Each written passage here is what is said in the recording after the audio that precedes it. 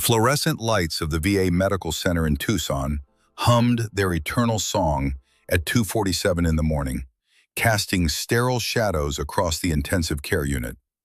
This was the hour when the world held its breath, when the boundary between life and death grew thin as gossamer, when the machines seemed to breathe louder than the patients they monitored. The night shift moved through this liminal space like ghosts themselves, speaking in hushed tones that barely rose above the rhythmic beeping of heart monitors and the soft hiss of ventilators.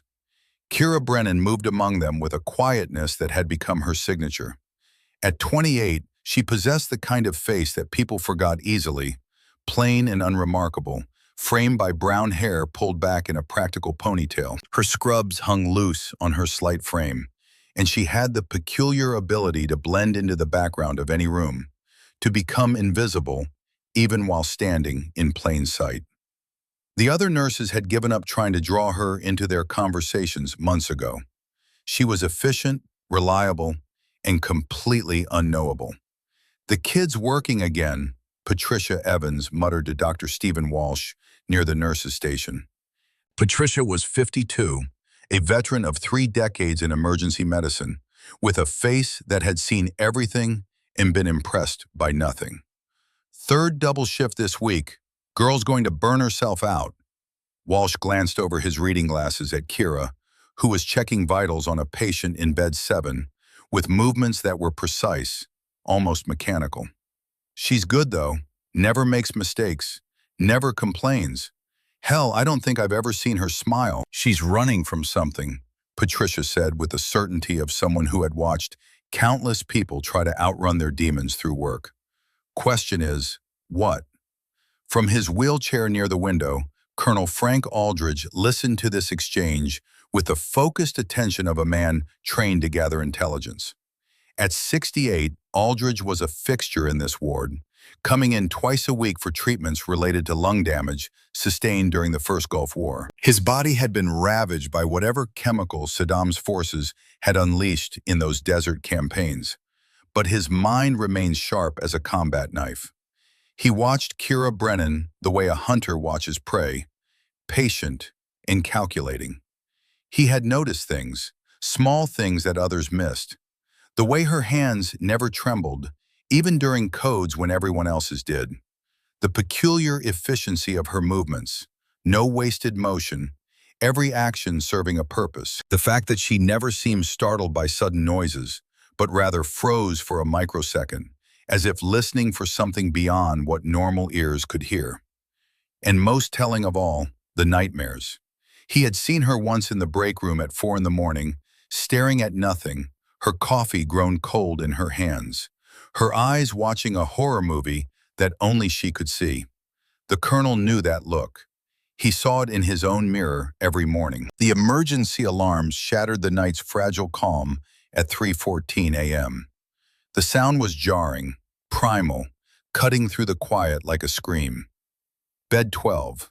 Charles Whitaker, 75 years old, Vietnam veteran, admitted 3 days ago with congestive heart failure. The ward erupted into controlled chaos. Patricia moved fast for a woman her age. Walsh was already running, and 2 other nurses converged on the room. But Kira was faster.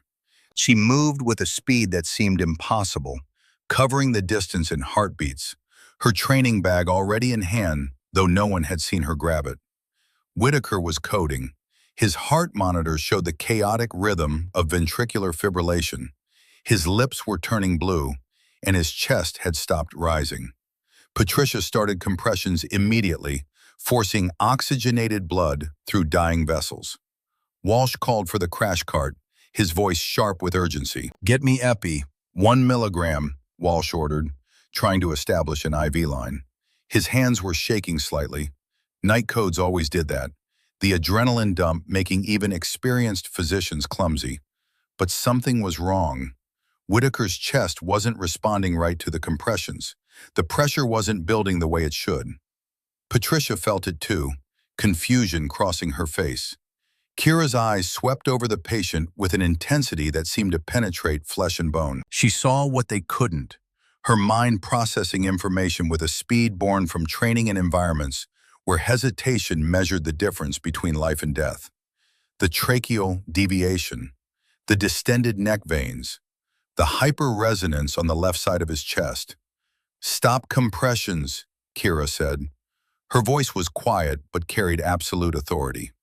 Patricia looked up, annoyed. "What?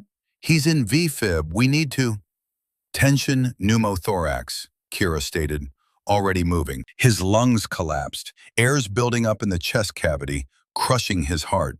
"CPR won't work. We need to decompress now." Walsh stared at her.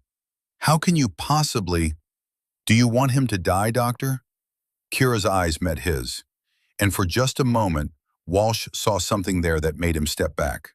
Something hard and ancient and utterly certain.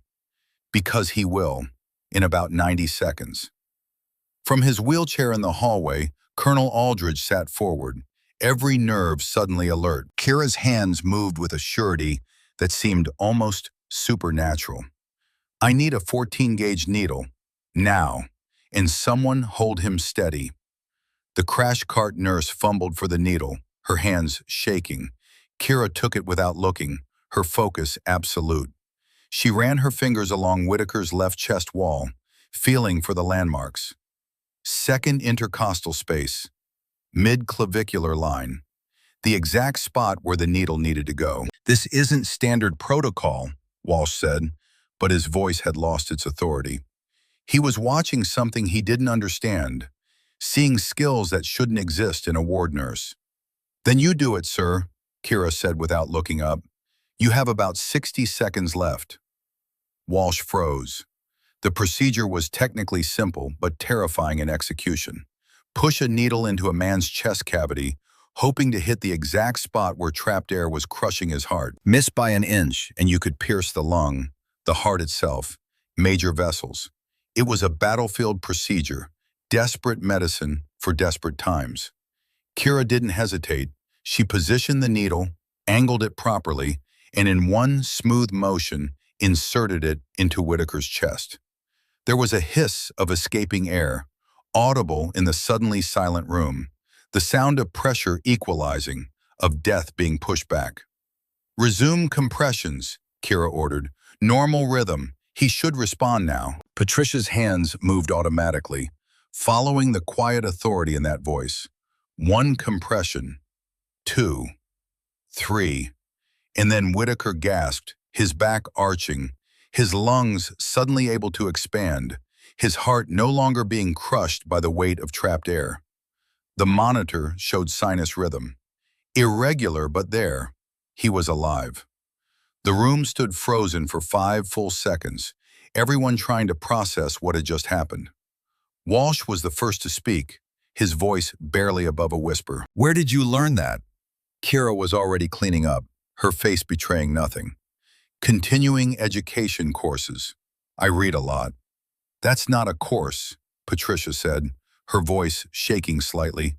"That's combat medicine. That's what they do in war zones when there's no time for proper procedures." Kira didn't respond. She finished documenting the procedure in Whitaker's chart with neat, precise handwriting, then quietly left the room. Colonel Aldridge watched her walk past, saw the slight tremor in her hands that she hid by clasping them together, saw the way she moved to the far corner of the hallway and stood there, staring at nothing, breathing slowly and deliberately. The breathing pattern of someone fighting off a panic attack. The breathing pattern of someone who had been trained to control their body's responses to trauma. He wheeled himself closer, moving with the practiced silence of an old soldier. When he spoke, his voice was gentle. "That was remarkable work, young lady." Kira's head snapped toward him, her body going rigid for just a microsecond before forcing itself to relax. Another tell, another sign. "Just doing my job, Colonel Aldridge. You know my name." It wasn't a question. "You're here twice a week. I know all the regulars." Aldridge studied her face, reading the micro-expressions that flickered across it like shadows. "That needle decompression, I've seen that done exactly 3 times in my life. Twice in Desert Storm, when we didn't have proper medical support. Once in Fallujah, watching a Navy SEAL medic work on a Marine who'd taken shrapnel to the chest. Kira's face remained neutral, but her hands tightened almost imperceptibly. "It's in the emergency medicine textbooks, sir." "The textbooks tell you how," Aldridge said quietly. "They don't teach you to do it without hesitation. They don't teach you that absolute certainty. That comes from someone else. That comes from doing it when someone's shooting at you." For a long moment, they looked at each other. Kira's eyes were the color of storm clouds, gray and turbulent, and in their depths, Aldridge saw recognition. She knew that he knew, and she was deciding whether to run or to stay. "I don't know what you think you saw, Colonel, but I'm just a nurse. I've never been in combat. I've never served." "Then you're the most naturally gifted civilian I've ever met," Aldridge said. "Or you're lying. I'm pretty good at spotting lies, Miss Brennan. Had a lot of practice." Kira straightened, her voice gaining an edge. "With respect, sir, you need to let this go." "Can't do that." Aldridge's voice was matter-of-fact. "I've been coming to this hospital for 5 years. I've watched nurses come and go. Some are good, some are adequate. Some shouldn't be trusted with a goldfish. But you're something else entirely. You move like someone who's been trained to work under fire. You assess situations like someone who's done triage in mass casualty events. And tonight, you performed a procedure that most ER doctors would hesitate to attempt." He paused. "So no, I can't let it go, because I know what PTSD looks like. I've had it for 30 years, and you have it too." Kira's mask slipped for just a moment, and Aldridge saw the pain beneath it, raw and bleeding and carefully hidden from the world. "I'm fine, Colonel." "That's what I told myself for 2 decades, Aldridge said softly. "Right up until I wasn't. Right up until I nearly ate my service pistol in my garage one Tuesday afternoon. Someone stopped me, someone who cared enough to notice. So I'm noticing you, Miss Brennan, and I'm telling you, whatever you're carrying, you don't have to carry it alone." Kira's jaw tightened. For a moment, Aldridge thought she might actually tell him. But then the walls came back up, the defenses rebuilt themselves, and she was once again the invisible nurse who blended into backgrounds. "My shift ends at 7. If you'll excuse me, Colonel, I have patients to check on." She walked away, her footsteps quiet on the linoleum floor. Aldridge watched her go, troubled. He had seen that kind of self-isolation before, usually in soldiers who had done things they couldn't talk about, seen things they couldn't unsee. The ones who tried to bury themselves in work, to lose themselves in service to others, anything to avoid the memories that waited in the quiet moments. The rest of the shift passed in relative calm. Kira made her rounds with her usual efficiency, checking medications, adjusting IV drips, speaking quietly with patients who woke confused in the darkness. To anyone watching, she was simply a dedicated nurse doing her job well. But Aldridge kept watching, and he kept seeing the signs. The way she positioned herself in every room with her back to a wall and her eyes on the exits. The way she never turned her back to doorways. The way she moved through the ward on a route that seemed random but actually covered every angle, every approach, a patrol pattern disguised as hospital rounds.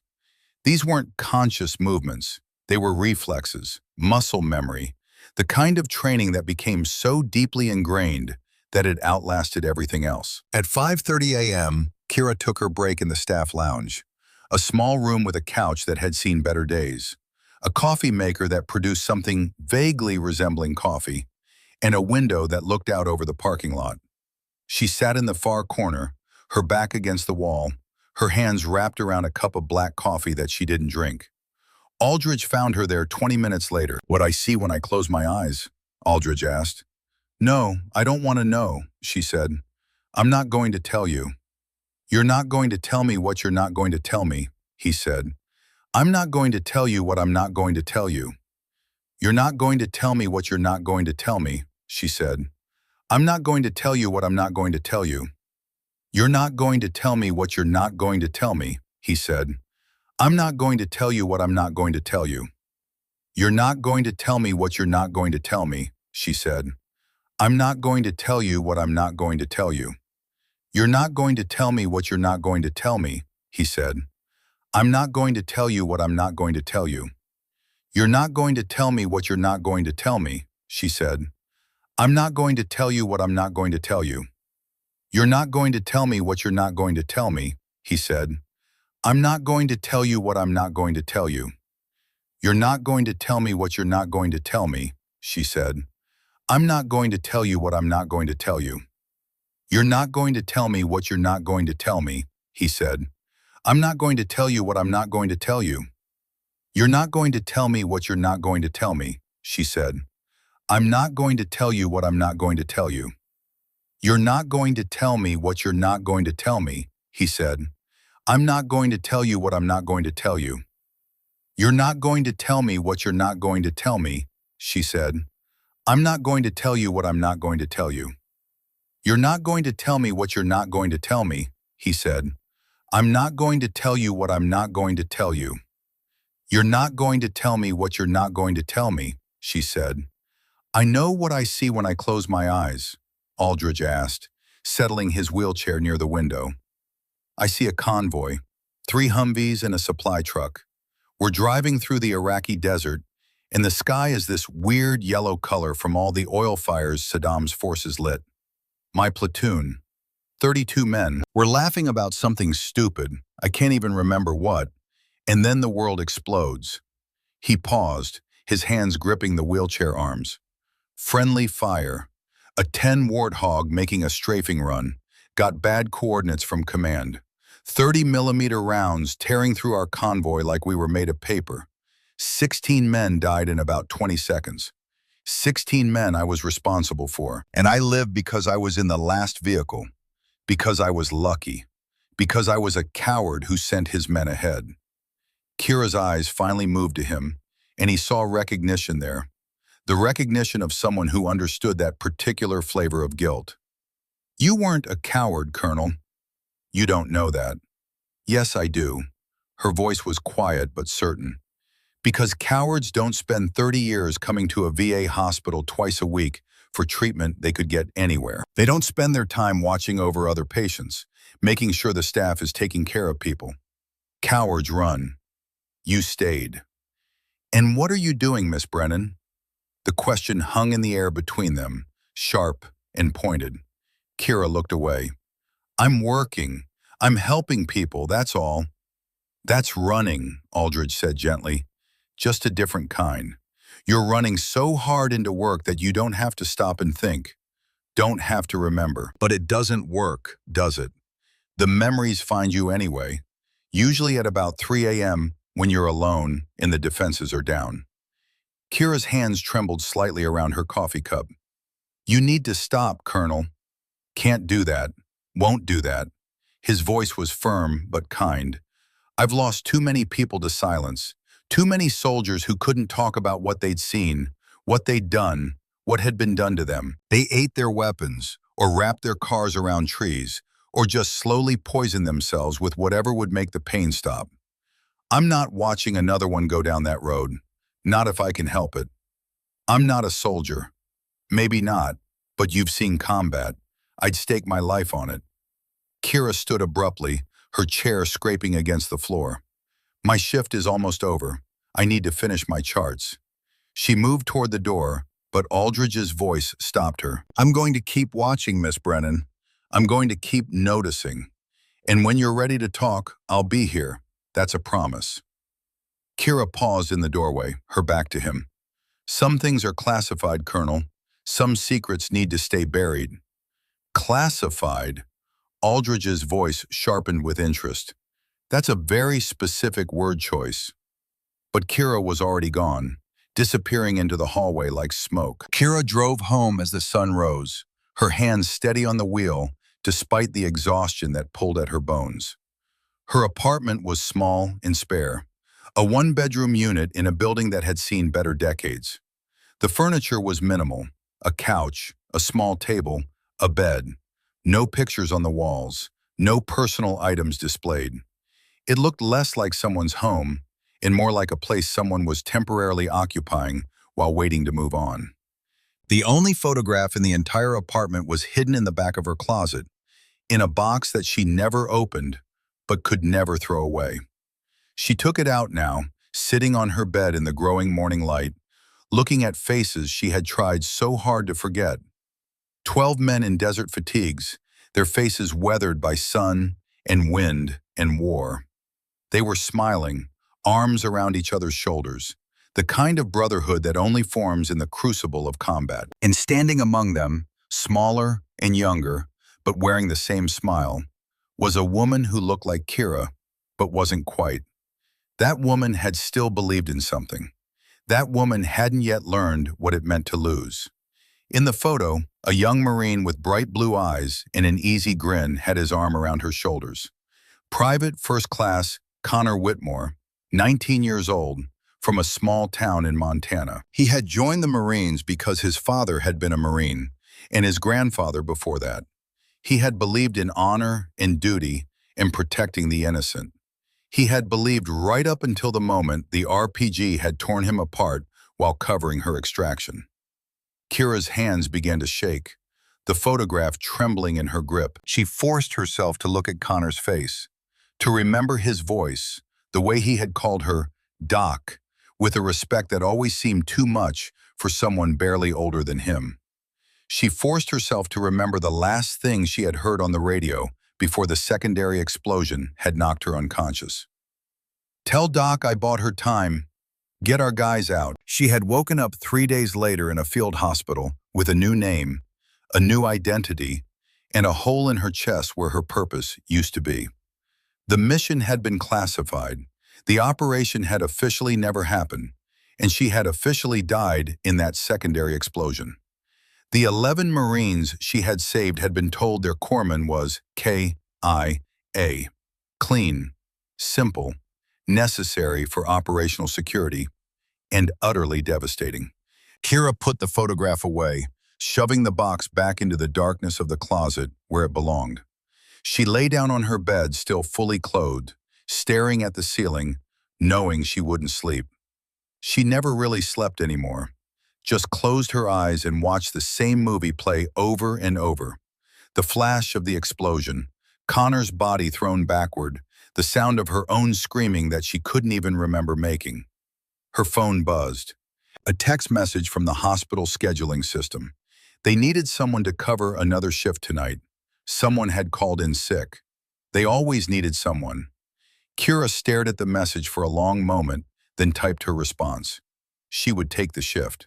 She always took the shifts.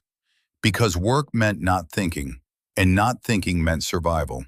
And survival was the only thing she had left. But as she lay there in the morning light, she couldn't shake the feeling that something had changed. Colonel Aldridge had seen her. Really seen her. For 8 years, she had been invisible. Just another nurse in just another hospital. Nobody special. Nobody worth noticing. And in one night, that carefully constructed invisibility had shattered. 2 days later, Kira was back on night shift, moving through the familiar routines with the same mechanical efficiency. But she could feel Aldridge's eyes on her, watching, cataloging, building his case. It made her skin prickle with anxiety. She had spent 8 years perfecting the art of being unremarkable. And now this old colonel with his sharp mind and sharper instincts was threatening to unravel everything. At 11:23 p.m., she was restocking supplies in the medication room when she heard it. The sound that every medical professional dreads. A woman screaming, raw and terrified. The kind of scream that comes from watching someone you love die. Kira dropped the supplies and ran. The ER entrance, a woman in her 30s, covered in blood that wasn't hers, cradling a small boy who couldn't have been more than 5. The child's face was pale, his lips blue, and he wasn't breathing. "He was in the pool," the woman was sobbing. "I looked away for just a second. Just 1 second. Please, you have to save him. Please." Kira took the child from the mother's arms with gentle but firm hands. Drowning victim, approximately 5 years old, no pulse, no respirations, skin cold and clammy. She called for the pediatric crash cart even as her hands began compressions, her body falling into the rhythm of CPR with the practiced ease of someone who had done this too many times. Dr. Walsh appeared, along with Patricia and two other nurses. But Kira was already working, her focus absolute. She intubated the child with steady hands, secured the airway, began bagging. Walsh started an IV line, pushed epinephrine. The monitor showed a flat line, the sound that haunted every medical professional's nightmares. "How long was he under?" Walsh asked the mother. "I don't know," she sobbed. "Maybe 3 minutes? 4? I pulled him out as fast as I could. He wasn't breathing. He wasn't moving." 4 minutes. In drowning cases, that was often too long. Brain damage, permanent disability, or death. The odds weren't good, but Kira kept working. Her hands moved with mechanical precision, compressions at exactly 100 per minute, stopping only to allow ventilation. She had learned this rhythm in a place far from this sterile hospital, had learned it while mortar rounds exploded nearby, while gunfire echoed across desert compounds, while Marines died because she wasn't fast enough, or skilled enough, or lucky enough. "Kira," Walsh said gently after 5 minutes. "We should—" "No," she said flatly. "Keep pushing epi. Keep bagging. We're not stopping." "The protocol says—" "I don't care what the protocol says," Kira snapped, her voice sharp enough to cut. "This child is 5 years old. He has his whole life ahead of him. We're not giving up. Not yet." Walsh looked at Patricia, who shrugged. They had all heard the statistics. After 5 minutes of CPR with no response, the chances of meaningful recovery were minimal. But something in Kira's face, something hard and desperate and utterly unwilling to accept defeat, made them keep working. 7 minutes. 8. The mother was being held back by security, her screams of anguish filling the ER. Other patients watched with horrified fascination, witnessing the brutal reality of emergency medicine, the thin line between life and death. At 9 minutes and 43 seconds, the monitor beeped. Once. Then again. A rhythm. Weak, irregular, but there. "We have a pulse," Patricia said, her voice shocked. "Kira, we have a pulse." The child gasped, water and foam coming from his mouth. His eyes flickered open, confused and terrified. He was alive. Against all odds, against every statistic, he was alive. The ER erupted in relieved chaos. They moved the child to intensive care, the mother following, crying now with relief instead of grief. Walsh started barking orders for tests, for monitoring, for all the things that needed to happen to ensure the child's recovery. And Kira stood in the now empty trauma bay, her scrubs soaked with pool water and sweat, her hands shaking so badly she had to grip the edge of the gurney to keep them still. Colonel Aldridge wheeled into the room.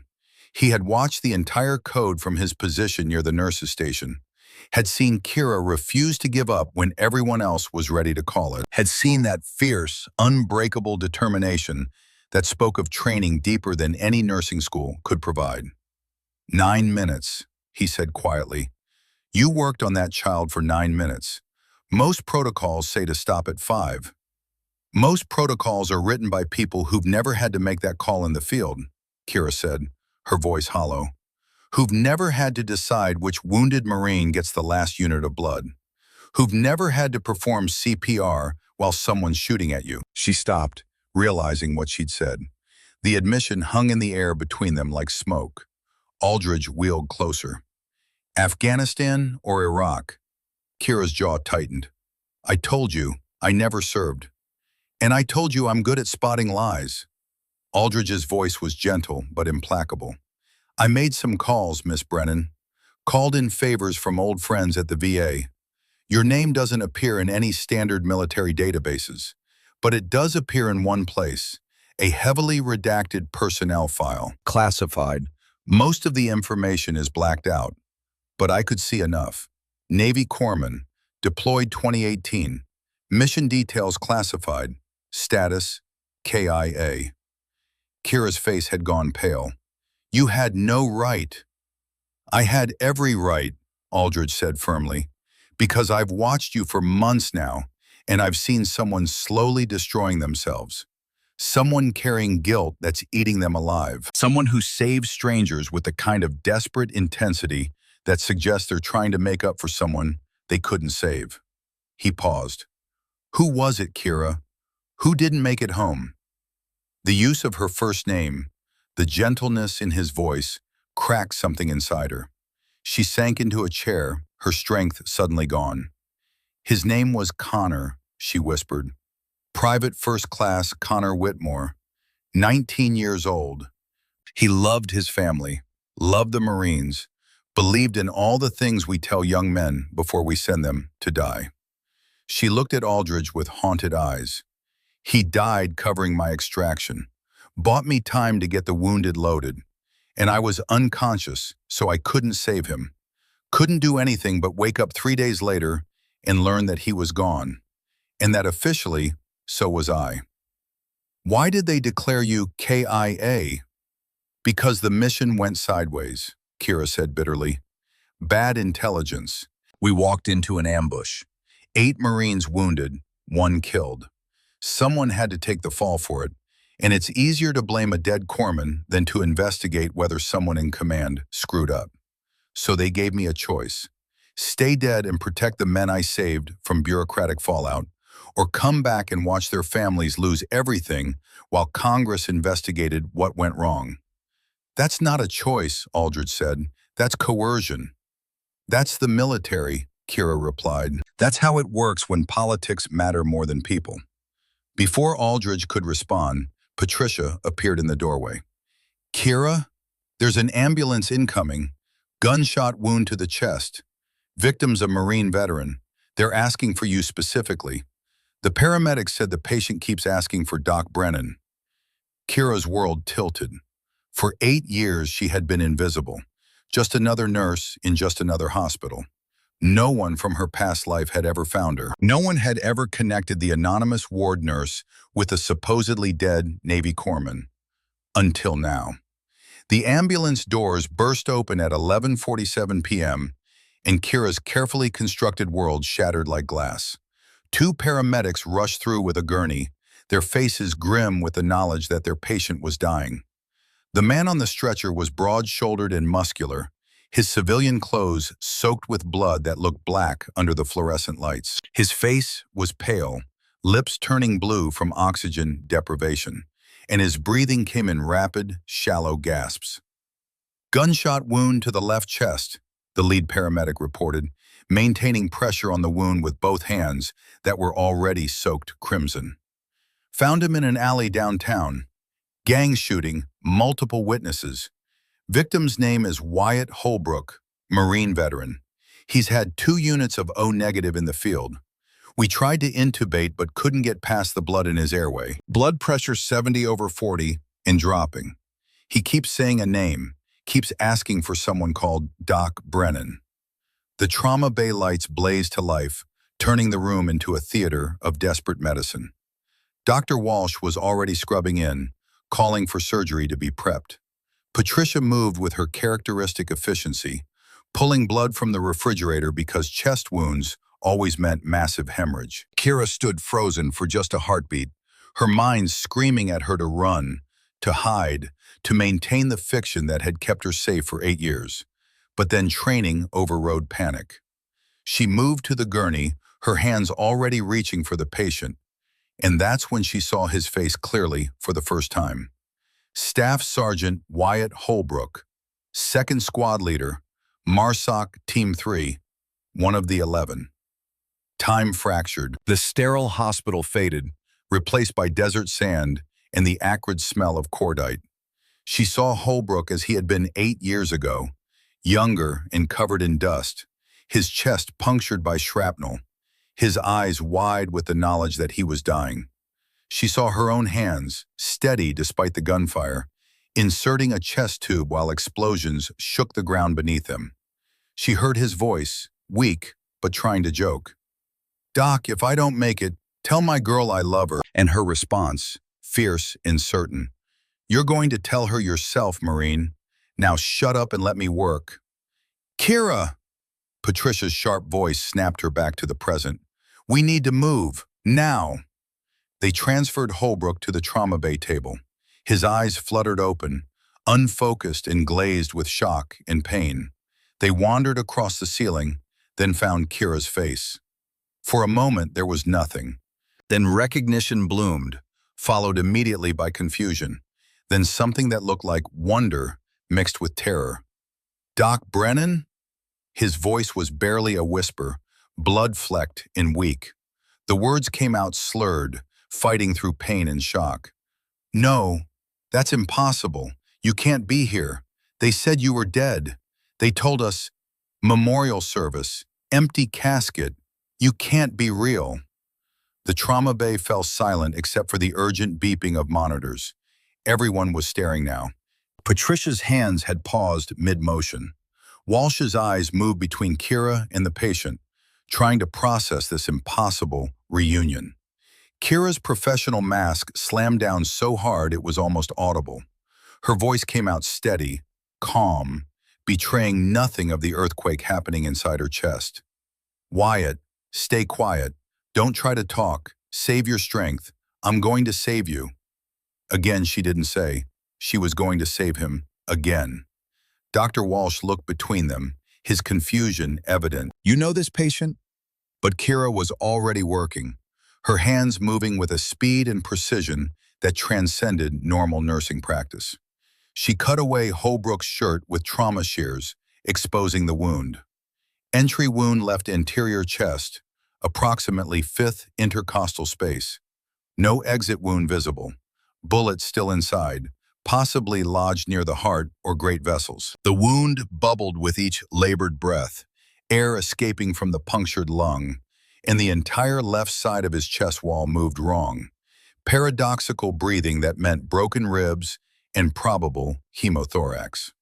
Blood was pooling in his chest cavity, compressing the lung, pushing the heart aside. He was drowning in his own blood, and they had minutes at most before his cardiovascular system collapsed completely. Chest tube kit, Kira said, her voice carrying absolute authority that left no room for debate. We need to drain the blood from his pleural cavity before it tamponades the heart.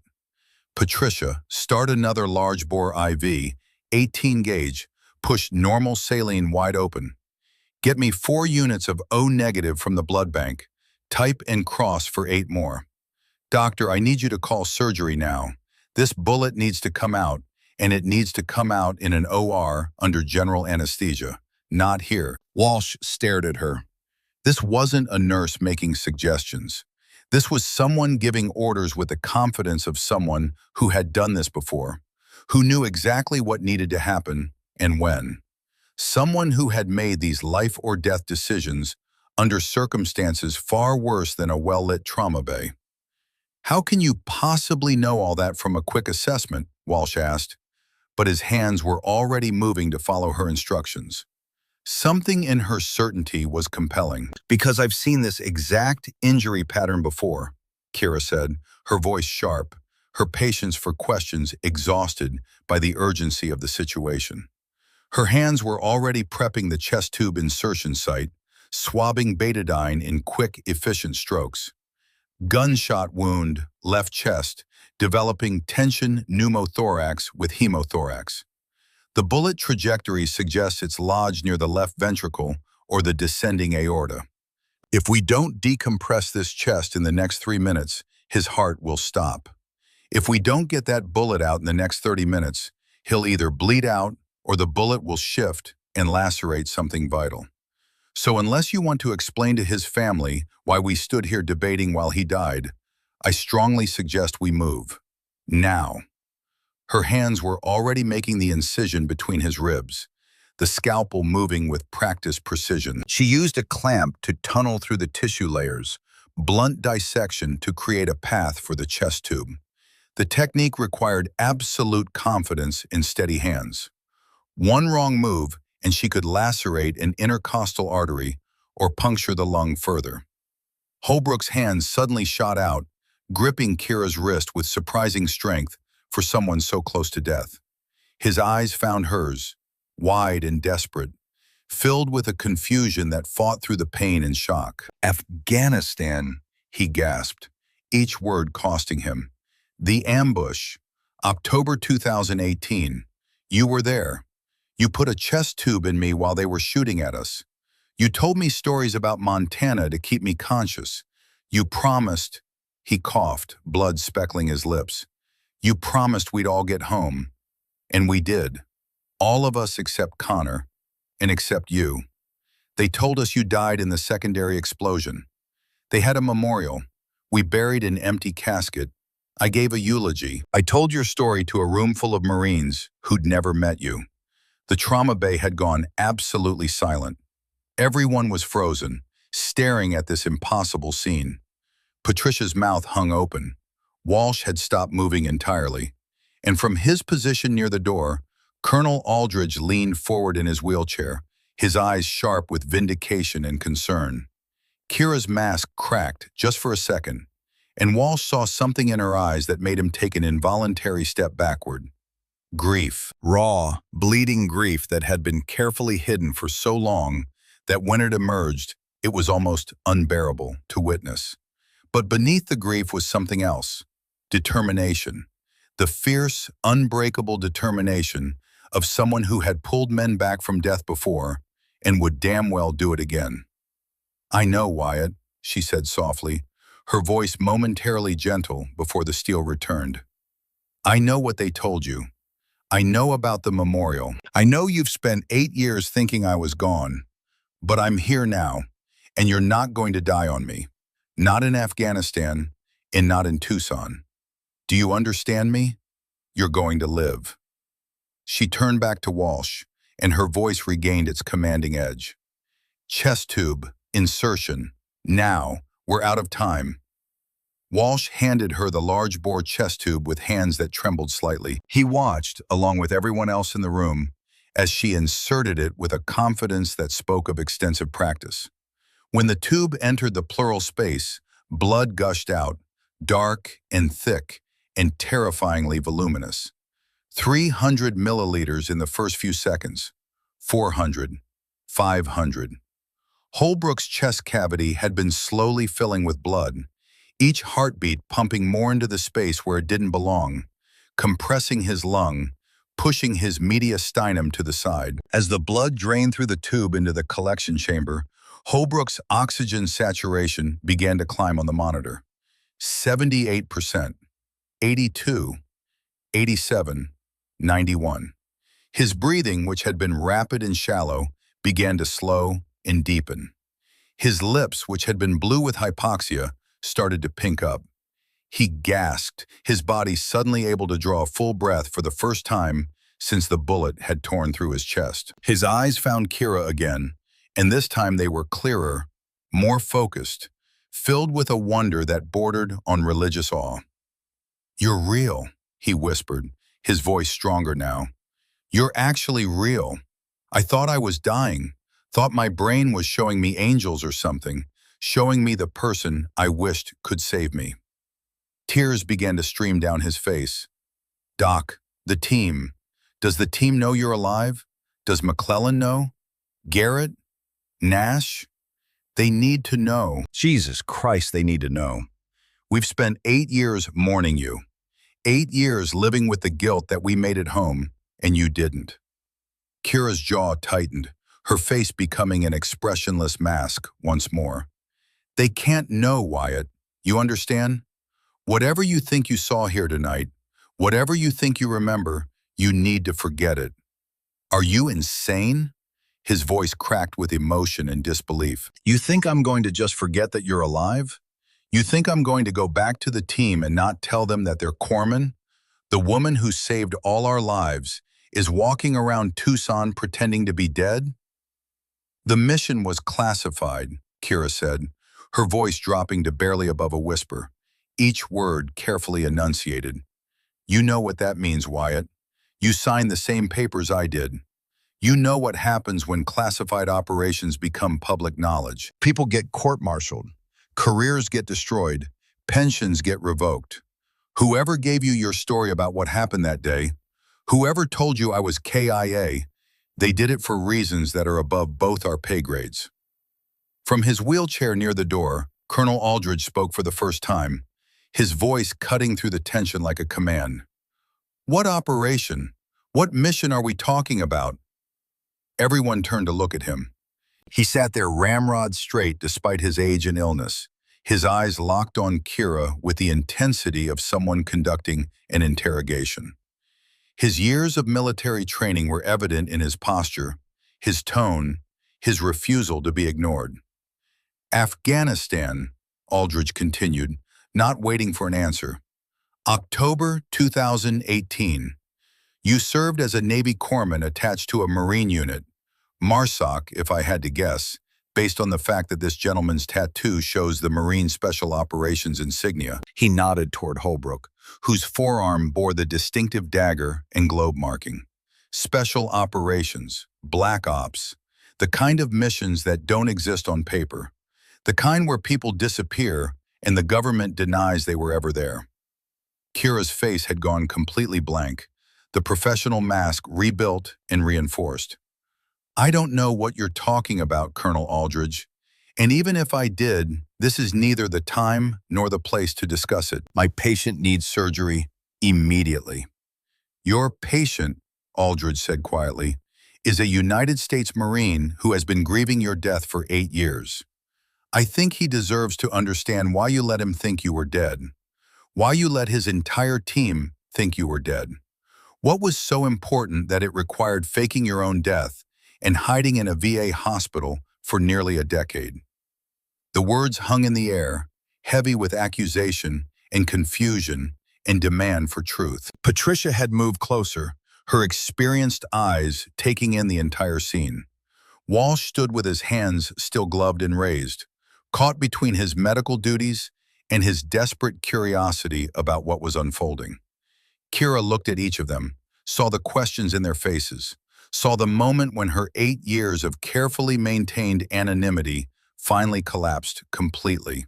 She opened her mouth to respond, but before she could speak, the trauma bay doors burst open again. A man stood in the doorway, not in dress blues but in civilian clothes, jeans and a leather jacket that couldn't hide the military bearing in every line of his body.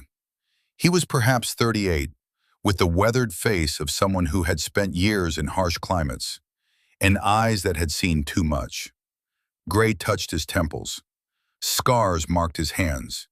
He moved with the controlled precision of someone who was always aware of his surroundings, always ready for threats. His gaze swept the room with tactical efficiency, cataloging exits in people and potential dangers in a single glance. Then his eyes found Kira, and he froze. Every muscle in his body went rigid. The color drained from his face, and when he spoke, his voice was rough with an emotion so powerful it seemed to physically hurt him. Holbrook called me from the ambulance, the man said, his words coming slowly as if he was having trouble forming them. Before he lost consciousness, said I needed to get here, said there was something impossible I needed to see, said, he stopped, swallowed hard, then continued. He said Corman Brennan was alive, and I told him he was delirious from blood loss, told him to save his strength, but he kept insisting, kept saying your name. He took a step closer, his hand reaching out as if to verify that she was real. They told us you died. We had a memorial service, full military honors, empty casket because there wasn't enough left to bury. 21 gun salute, taps, your name read aloud with all the other fallen. We mourned you, Doc. For 8 goddamn years we mourned you. Kira's breath caught in her chest. She knew that voice as well as she knew her own. Knew that face, though it was older now, more weathered.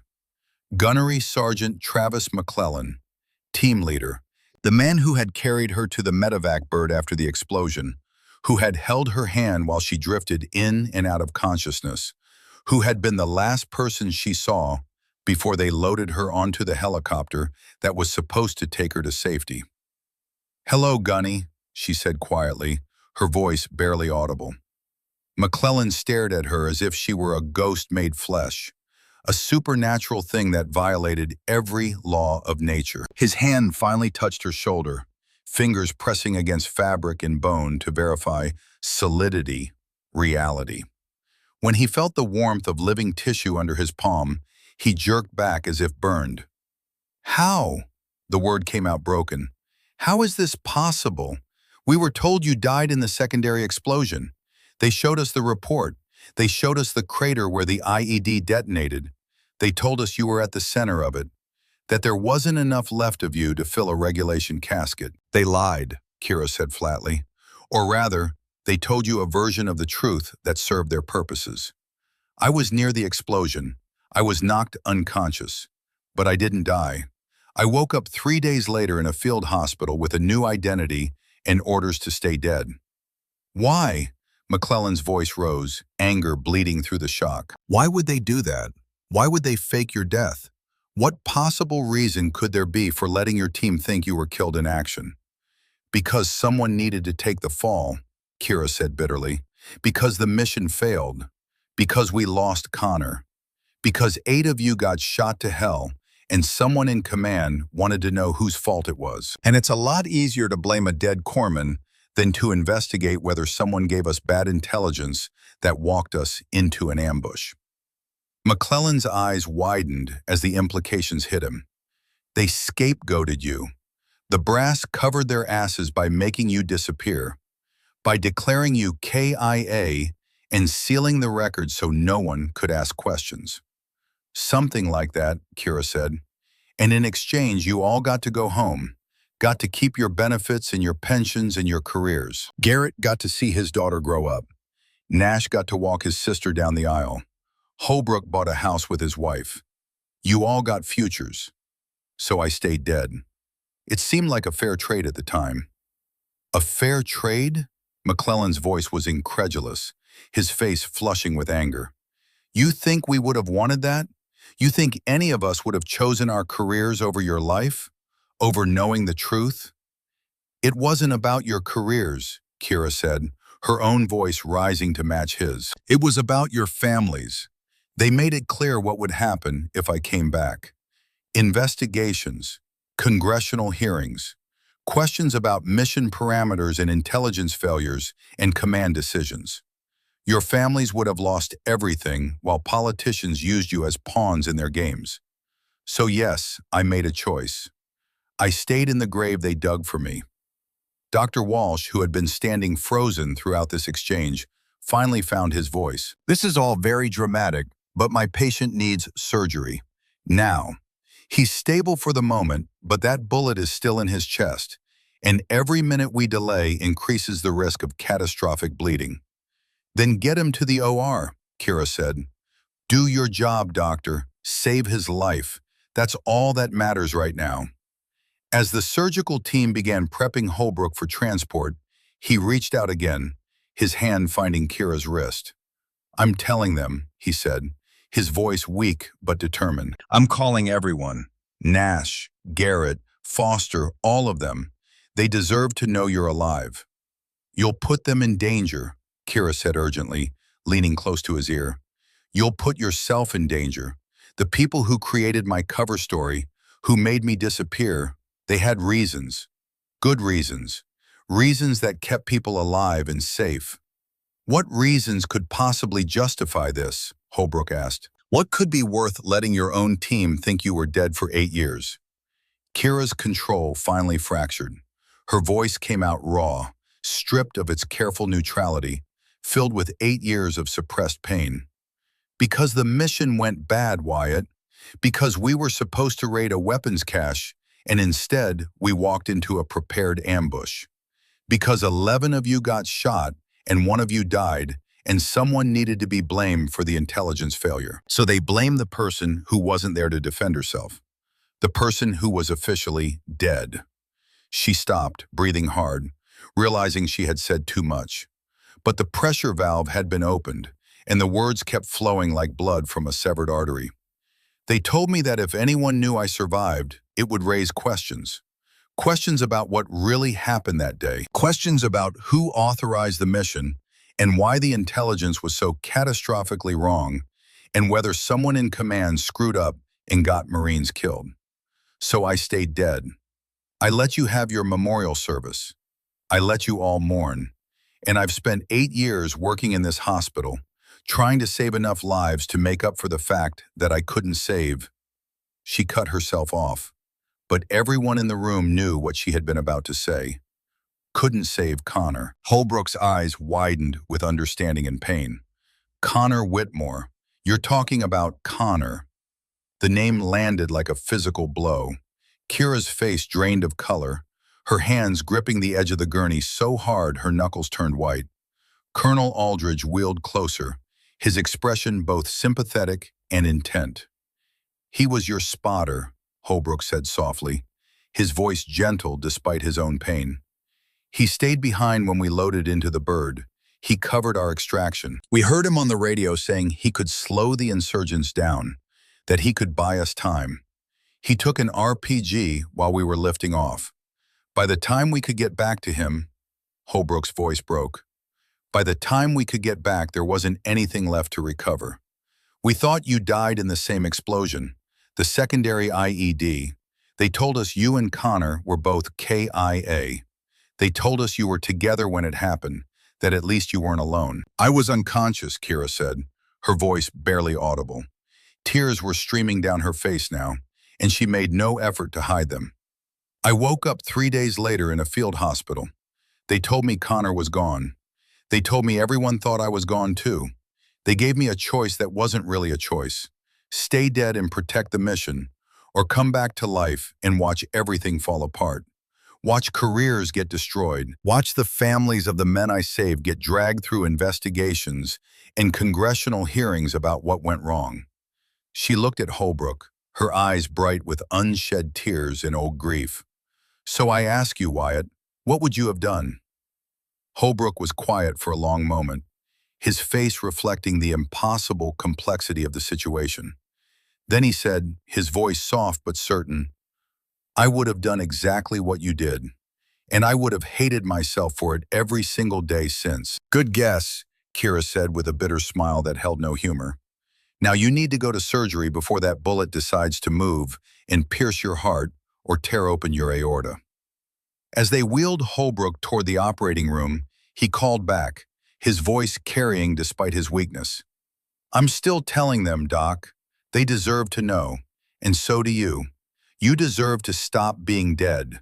You deserve to stop punishing yourself for being the one who survived. The trauma bay doors swung shut behind him, leaving Kira standing in the blood-stained room with Patricia, Walsh, Aldridge, and McClellan. The silence was thick and uncomfortable, weighted with revelations that couldn't be taken back and questions that demanded answers. Patricia spoke first, her voice uncharacteristically gentle. How long, kid? How long have you been here, hiding in plain sight? 8 years, Kira said dully. 8 years, 2 months, 17 days. I could tell you the hours if you want. I've counted every single one. And you've been working here the whole time? Walsh asked. Working doubles and triples, never taking vacation, never talking about your past? Just existing? Not existing, Kira corrected. Surviving. There's a difference. Existing implies some kind of life. I've just been surviving. One shift at a time, one patient at a time, trying to save enough people to balance the scales. What scales? Aldridge asked, though his tone suggested he already knew the answer. The ones where Connor Whitmore is on one side and everyone else is on the other, Kira said. The ones that say I saved 11 Marines but lost one. The ones that won't balance no matter how many lives I save, no matter how many shifts I work, no matter how hard I try. McClellan had been standing silently, processing everything. Now he stepped forward, his military bearing evident in every movement. What was the unit? I need to know the whole story. Kira looked at him, weighing her options for perhaps 3 seconds. Then she realized there was no point in hiding anymore. The truth was bleeding out across the trauma bay floor, impossible to contain, impossible to take back. Marine Special Operations Command, MARSOC Team 3. I was attached as their Navy corpsman. We deployed to Afghanistan in March 2018. The mission in question was classified, operation name Phantom Reaper. Raid on a suspected Taliban weapons cache near the Pakistan border. We went in at 0400 hours local time, 12 Marines plus me. It was supposed to be routine intelligence gathering and equipment seizure. She closed her eyes, and when she spoke again, her voice became distant, mechanical, reciting facts to avoid feeling emotions. The clinical detachment of someone giving a mission debrief rather than reliving trauma. The intelligence was wrong, not just incomplete or outdated, wrong. Fundamentally, catastrophically wrong. There was no weapons cache. It was a trap, a prepared ambush with overwhelming force. They were waiting for us. We walked into that compound and it was like walking into hell. IED took out our lead vehicle before we even reached the main building. The explosion was massive, purpose-built to destroy an armored Humvee. 5 Marines were wounded immediately from the blast in shrapnel. Before we could even respond, we were taking fire from 3 sides. At least 30 insurgents, maybe more. RPGs, AK-47s, PKM machine guns. They had the high ground. They had prepared positions. They had every advantage except one. "What was that?" Aldridge asked quietly. "They didn't have me," Kira said simply. "They didn't have a corpsman who refused to let Marines die." She opened her eyes and everyone in the room saw the haunted look in them, the 1,000-yard stare of someone who had seen combat and been marked by it permanently. "I went to work." That's what you do in combat. You don't think. You don't feel. You just work. Tourniquet on Corporal Garrett Hayes, femoral artery pumping blood that we couldn't afford to lose. Chest seal on Lieutenant Nash Foster, sucking chest wound that was pulling air into his pleural cavity with every breath. Needle decompression on Holbrook because his lung had collapsed and his heart was being compressed. 3 other Marines with shrapnel wounds, 2 with compound fractures, 1 with a traumatic amputation of 3 fingers. Patricia had sat down, her face pale. Walsh was leaning against the wall, his eyes wide.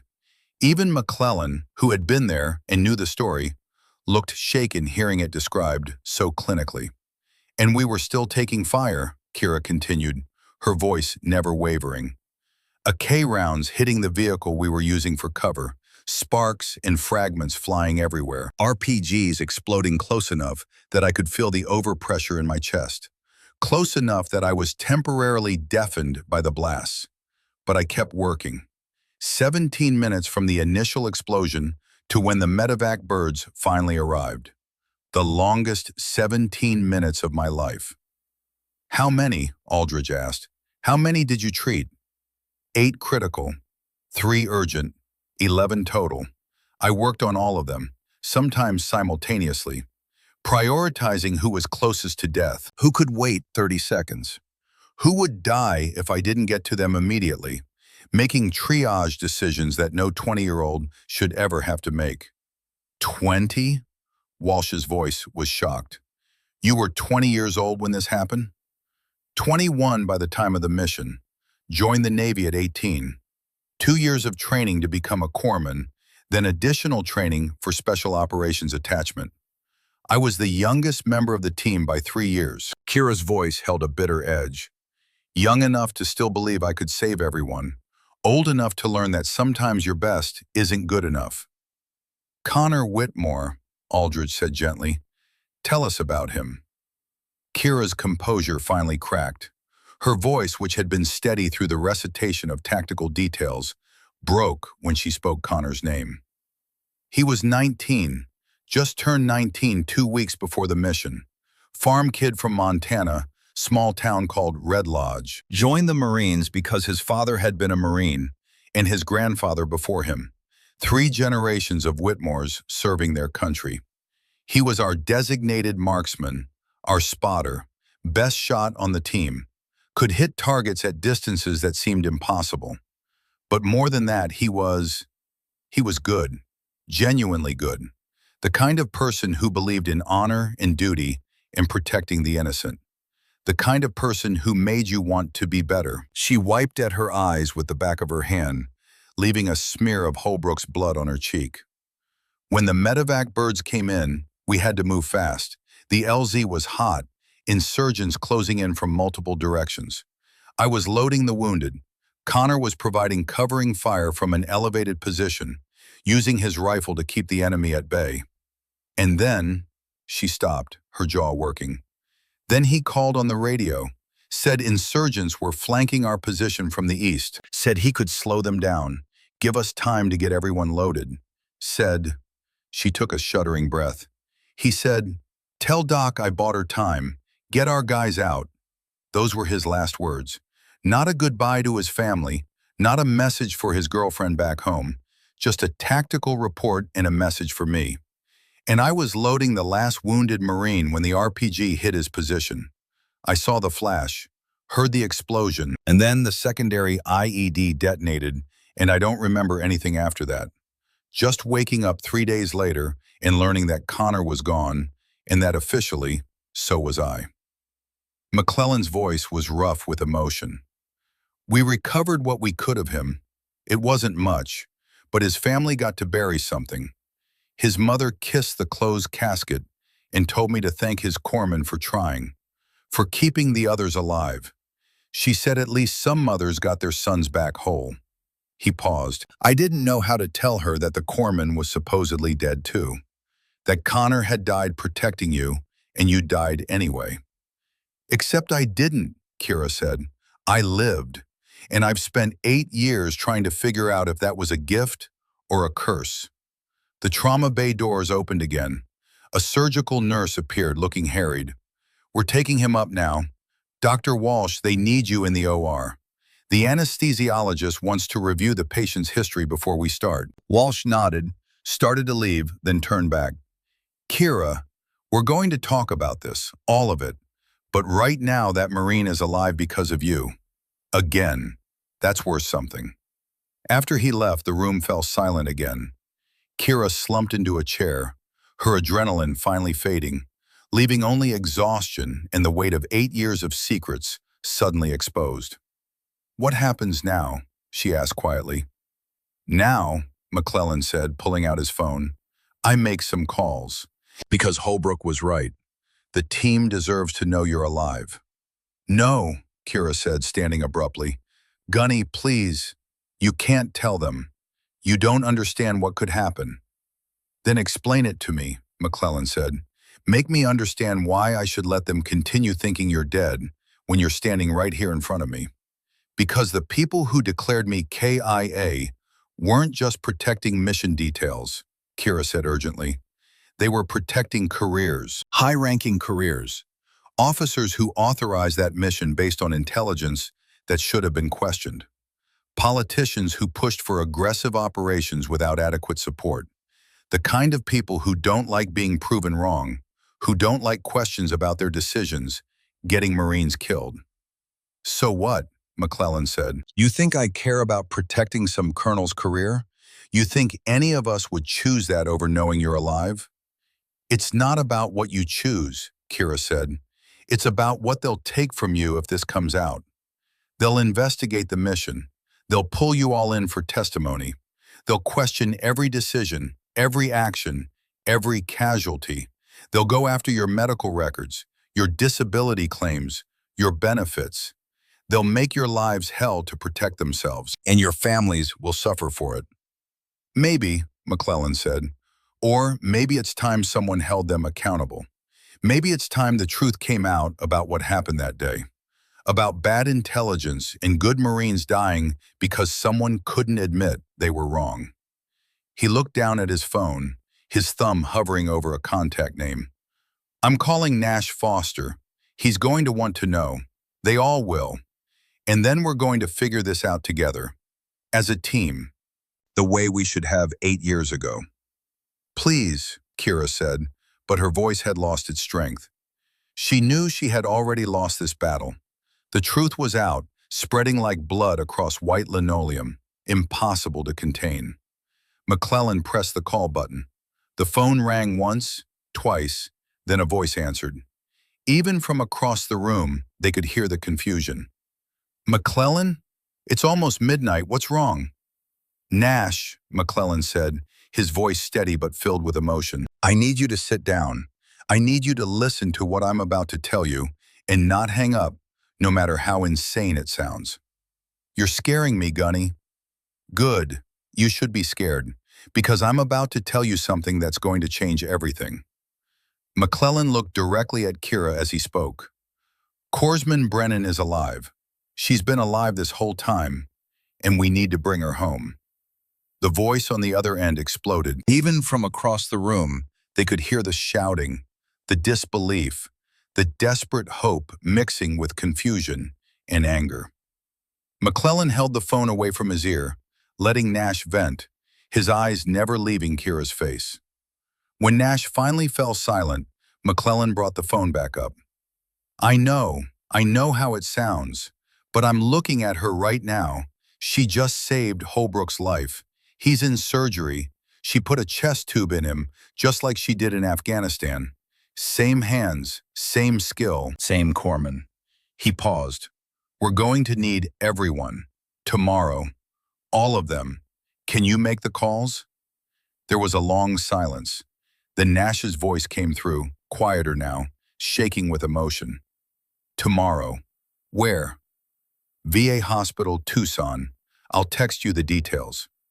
McClellan ended the call and looked at Kira. "They're coming, all of them. The ones who are still in the area, and the ones who will drive or fly to get here. Because that's what Marines do. We take care of our own, and that includes our corpsmen, especially our corpsmen." Kira stood there, feeling the walls of her carefully constructed world crumbling around her like a sandcastle in rising tide. For 8 years she had been invisible, safe in her anonymity. And now, with a few phone calls, that invisibility was being stripped away.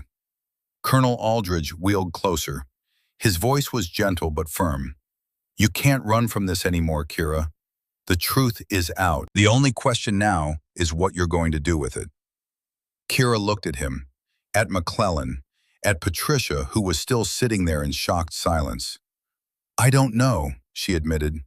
"For 8 years I've known exactly what to do. Work. Save lives. Don't think about the past. Don't let anyone get close. Don't let anyone see me. And now all of that is gone, and I don't know who I'm supposed to be anymore." "Maybe," Aldridge said, "you're supposed to be who you always were. Corpsman, First Class, Kira Brennan. The woman who saved 11 Marines against impossible odds. The woman who's been saving lives every day since, even though no one knew her real name. Maybe you're supposed to stop hiding and start living." "I don't know how to do that," Kira whispered. "Then we'll teach you," McClellan said, "starting tomorrow when your team comes home." Kira walked to the window of the trauma bay, looking out over the parking lot where dawn would come in a few hours. Somewhere out there, phones were ringing. Marines were receiving impossible news. Families were being told that the corpsman they thought was dead had been alive all along. And tomorrow, she would have to face them all. Face their questions, face their anger, face their grief that had been reborn as confused joy. "I'm scared," she said quietly. "Good," Aldridge replied. "Means you're still human, still feeling. That's more than you've allowed yourself in 8 years." Morning came too quickly. Kira hadn't gone home after her shift ended. Instead, she'd stayed at the hospital, sitting in the chapel, a small room with wooden pews and stained glass windows that filtered the rising sun into patterns of colored light. She sat in the back row, her head bowed, not praying exactly, but trying to find some kind of center, some way to prepare for what was coming.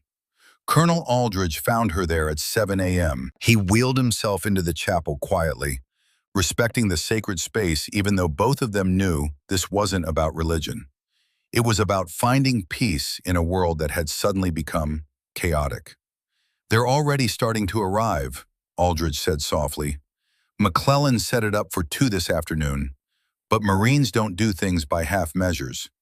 Nash Foster got here at 6 this morning, drove all night from San Diego. Garrett Hayes is flying in from North Carolina, should land around noon. They're calling everyone. Kira looked up, her face pale with exhaustion and dread. How many? Last I heard, at least 40, maybe more. Word spreads fast in the military community, especially among special operations units. Some are active duty who can't get away, but the ones who can are coming, and they're bringing families. Families, Kira repeated, the word heavy with implications. Wives, children, people who exist because I kept their husbands and fathers alive 8 years ago. That's right, Aldridge said. You saved those men, and those men went on to have lives, to build families, to create futures. Your actions rippled outward in ways you never saw, never knew about, because you were too busy hiding to see what your sacrifice created. Kira stood, her body stiff from sitting too long in the uncomfortable pew. I need to check on Holbrook, see how he came through surgery. He's stable, Aldridge said. I already checked. The surgery took 4 hours. They removed the bullet from near his left ventricle. Another millimeter, and it would have pierced the heart wall. He's lucky. Again. Because of you. Again. They made their way to the surgical ICU, where Holbrook lay in a bed surrounded by monitors and IV lines. His face was pale but peaceful, the lines of pain smoothed away by medication. A nurse was checking his vitals when they arrived. How is he? Kira asked. The nurse, a middle-aged woman named Sandra, who Kira had worked with before, looked up with a smile. Stable, strong vitals. He woke up briefly about an hour ago, asked about you, wanted to make sure you were real and not a morphine hallucination. She glanced at Kira with curiosity. He said some interesting things while he was coming out of anesthesia. Something about Afghanistan and saving his life twice. Anesthesia makes people say strange things, Kira said diplomatically. Mm-hmm, Sandra replied, clearly not believing that, but professional enough not to push. Well, your strange-talking patient should make a full recovery. He'll be here for a few days, then probably a week or two of recovery at home. The bullet missed everything critical by what the surgeon called an act of God or incredible luck. Or good medicine, Kira said quietly. She stood by Holbrook's bedside, looking at his sleeping face. 8 years ago, she had worked on him in a desert compound while the world exploded around them. She had put her hands inside his chest cavity to insert a drainage tube, had kept him alive through sheer will and skill and desperation. And here he was again, alive because she had been in the right place at the right time with the right training. His eyes fluttered open. For a moment, they were unfocused, confused by medication and surroundings. Then they found her face, and clarity returned. Not a dream, he mumbled. You're real. I'm real, Kira confirmed. Made the calls, Holbrook said, his words slightly slurred but understandable. Before surgery, told Nash, told McClellan to gather everyone. Hope that's okay. It's not okay, Kira said, but without heat.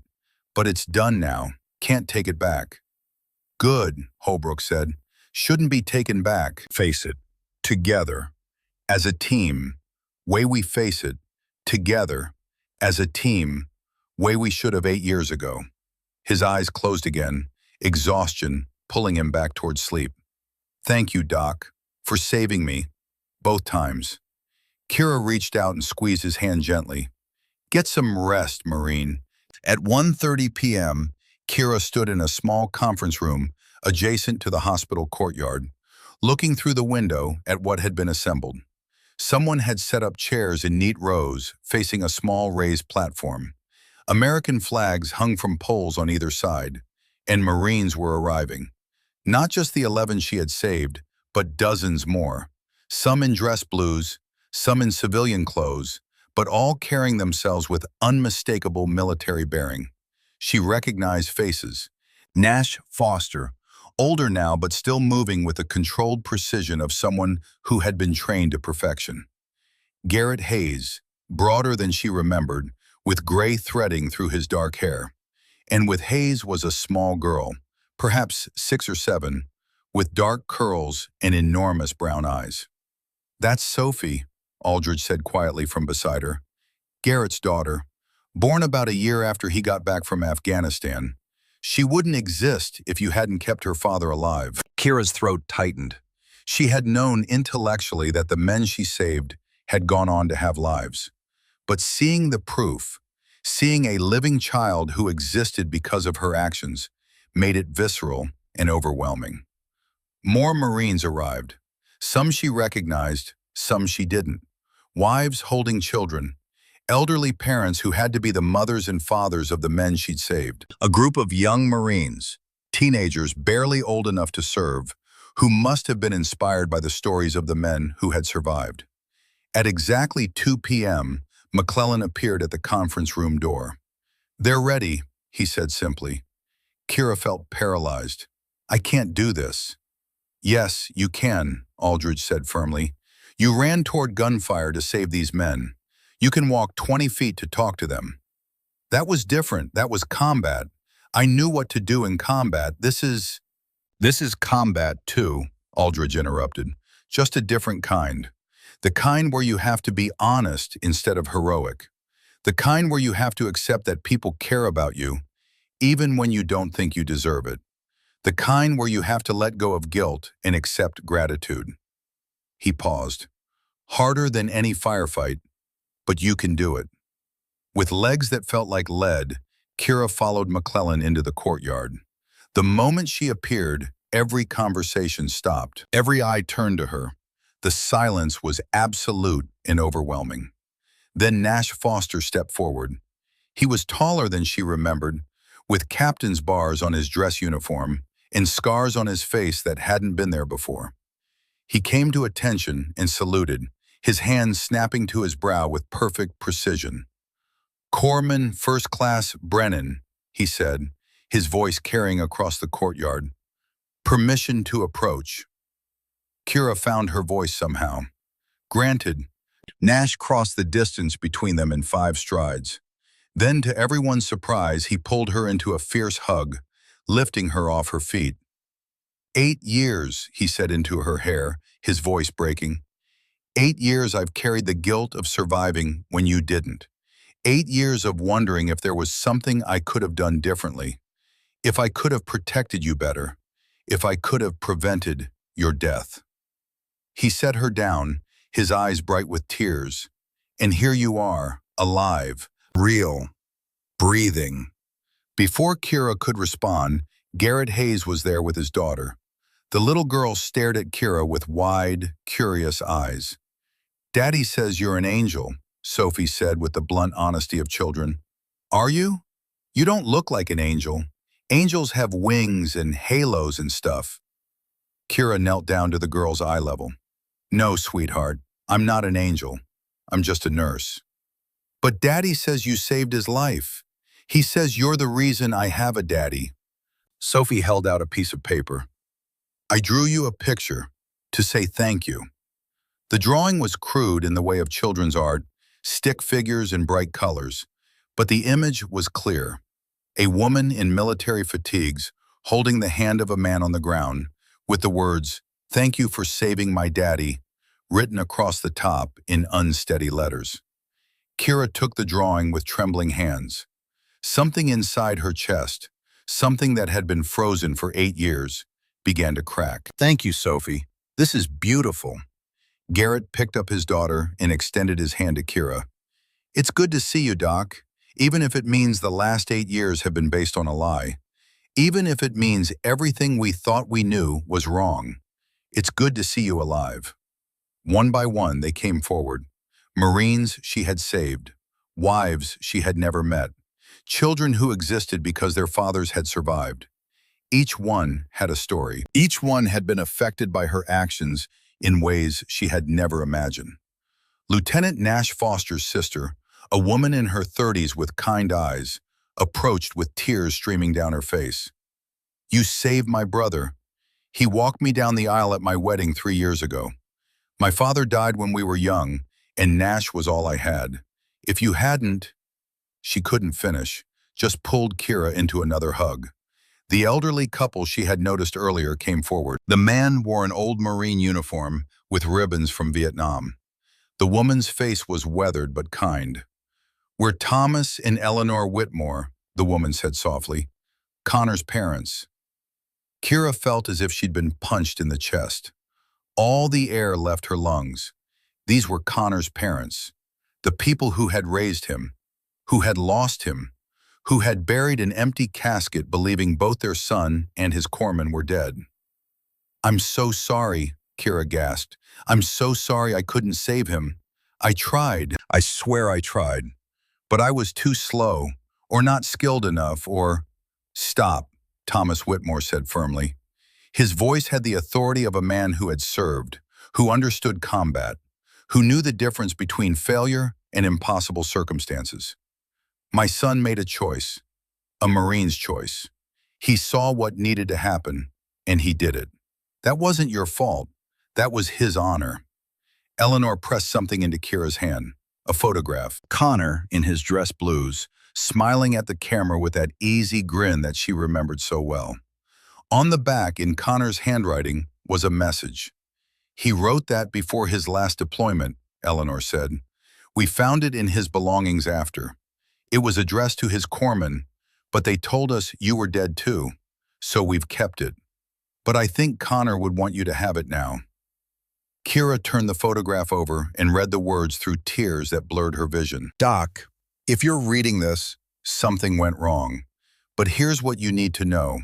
It was worth it. Every training exercise, every deployment, every moment of fear and brotherhood and purpose. It was all worth it. If I didn't make it back, don't you dare blame yourself. You're the best corpsman any Marine could ask for. You kept us alive against impossible odds. You gave everything you had and then found more. Whatever happened to me, I made a choice. Honor that choice by living well, by saving more lives, by being the person we all believed you were. Semper Fidelis. PFC, Connor Whitmore." Kira's carefully maintained composure shattered completely. 8 years of suppressed grief and guilt came pouring out. She sobbed, her body shaking with the force of emotion she had denied for so long. Aldridge wheeled closer, and she collapsed against his chair, unable to stand under the weight of it all. Eleanor Whitmore knelt beside her, this woman who had lost her son, and put her arms around the person who had tried and failed to save him. "He forgave you before he even died, honey. He understood. He knew you did everything you could. Now you need to forgive yourself." The crowd of Marines and families watched in respectful silence as Kira broke apart and was slowly put back together by the kindness of strangers who weren't strangers at all. They were the people she had saved, the people whose lives she had changed, the people who had been waiting 8 years to thank her. When Kira finally regained some measure of control, McClellan stepped forward to the platform. His voice carried across the courtyard with military precision. "We're here today to honor someone who should have been honored 8 years ago. Someone who gave everything to keep her Marines alive. Someone who worked miracles under fire and asked for nothing in return except that we make it home safe." He opened a polished wooden case that had been placed on the platform. Inside, resting on blue velvet, was a medal. The Navy Cross, its distinctive ribbon and bronze star catching the afternoon sunlight. This was approved 8 years ago as part of Corpsman Brennan's official casualty package.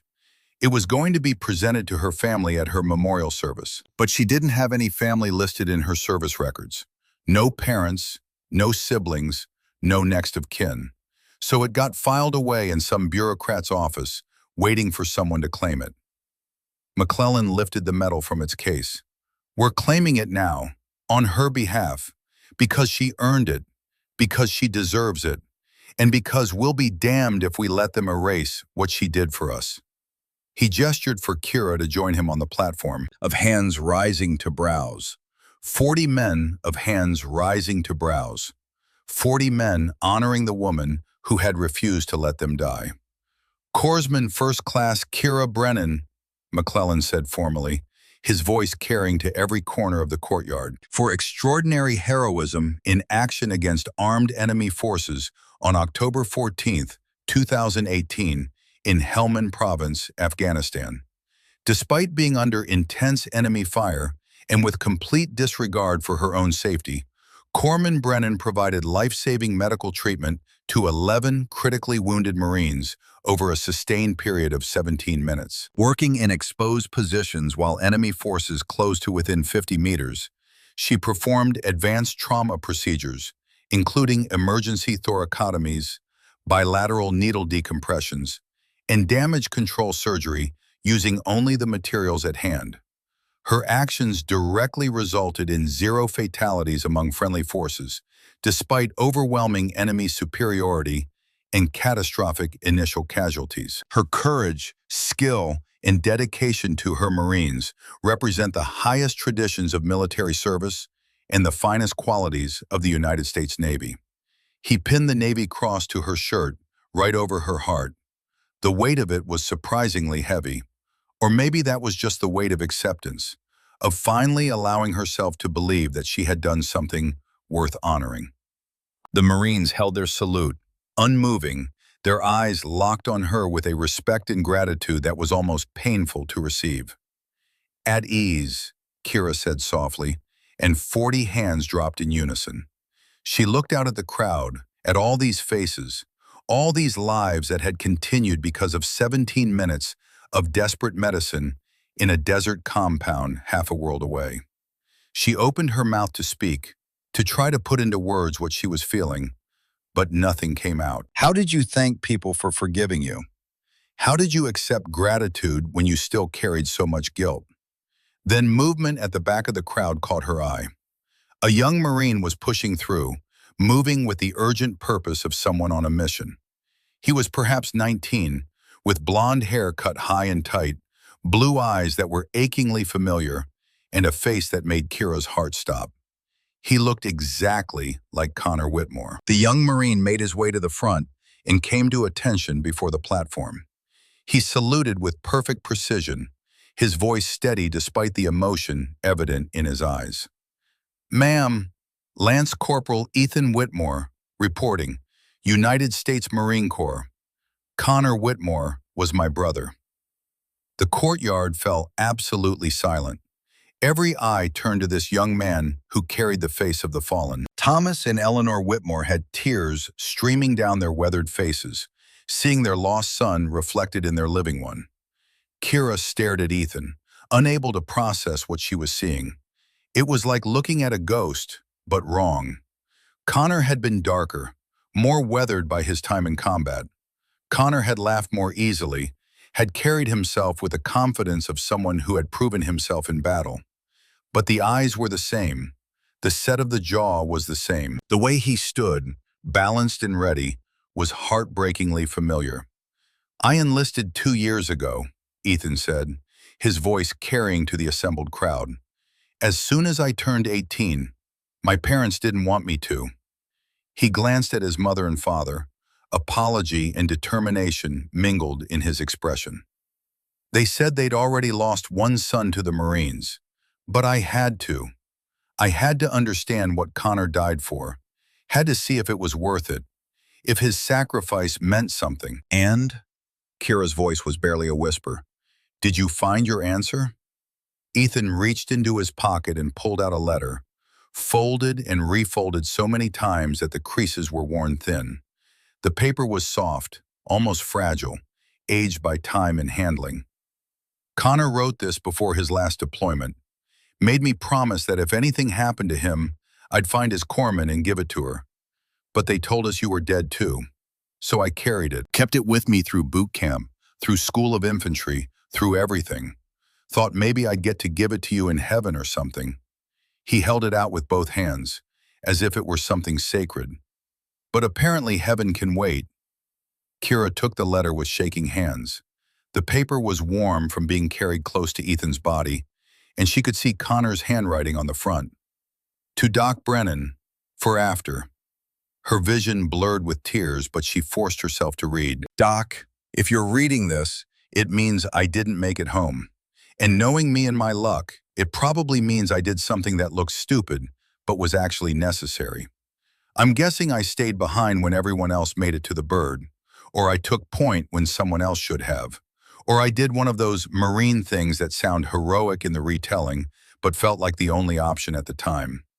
Here's what I need you to know, and I need you to really hear this, Doc. Don't blame yourself. I know you will, because that's who you are. You take responsibility for everything, every casualty, every wound, every Marine who doesn't make it home, perfect and whole. But this one's on me. This one's my choice. I joined the Marines because my dad was a Marine, and his dad before him. 3 generations of Whitmores serving this country.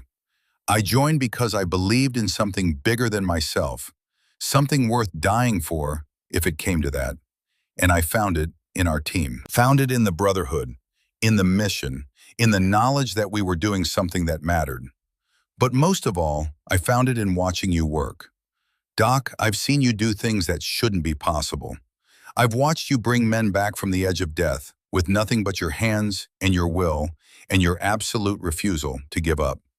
I've seen you work on 3 Marines simultaneously while mortars were landing close enough to feel the concussion. I've seen you make impossible decisions with a calmness that still amazes me. You need to know something important. Every Marine on that team would have taken a bullet for any other Marine. That's not heroism. That's just who we are. It's what we signed up for. So if I took a bullet or an RPG or whatever got me, it's because that's the job. That's what Marines do. We stand between danger and the people who need protecting. And that includes our corpsmen, especially our corpsmen. You gave us everything. Every bit of skill, every moment of focus, every ounce of determination. You kept us alive when we should have died. You gave us futures we wouldn't have had without you. So if I bought you time with my life, that's not a tragedy, that's mathematics. 1 life to save 11.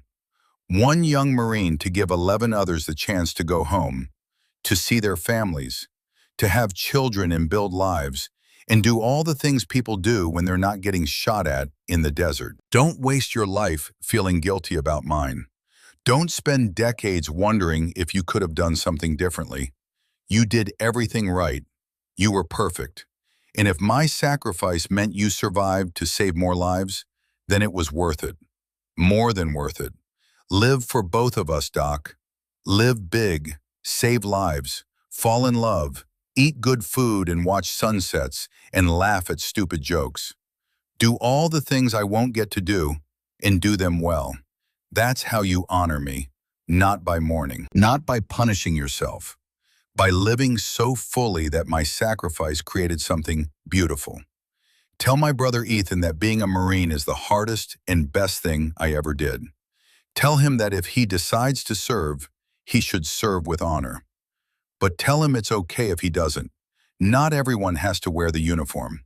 Some people honor their family by living well and being good humans. That's enough. Tell my parents I love them, and I'm sorry I put them through this. Tell them I died doing something that mattered, protecting people who needed protecting. And tell yourself every day that you did everything you could, that you saved everyone who could be saved, that you're allowed to survive, that you're allowed to be happy, that Connor Whitmore thinks you're the best corpsman the Corps has ever had, and he'd be proud to know you continued to save lives for years after his was done. Semper Fidelis, Doc. Always faithful, always forward, always worth it. Your Marine, PFC Connor Whitmore. Kira's hands trembled so badly that Ethan gently took the letter back, afraid she would drop it. She stood there on the platform, tears streaming down her face, her entire body shaking with sobs she couldn't control. Every defense, every wall, every protection she had built over 8 years of guilt and isolation came crashing down. "He forgave me," she gasped.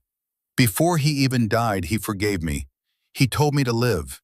He gave me permission to survive." "More than that," Ethan said softly. "He gave you a mission. He told you to save more lives, to honor his sacrifice by being the person he believed you were." He paused. "So I'm asking you to honor that mission. I deploy to Africa in 6 weeks.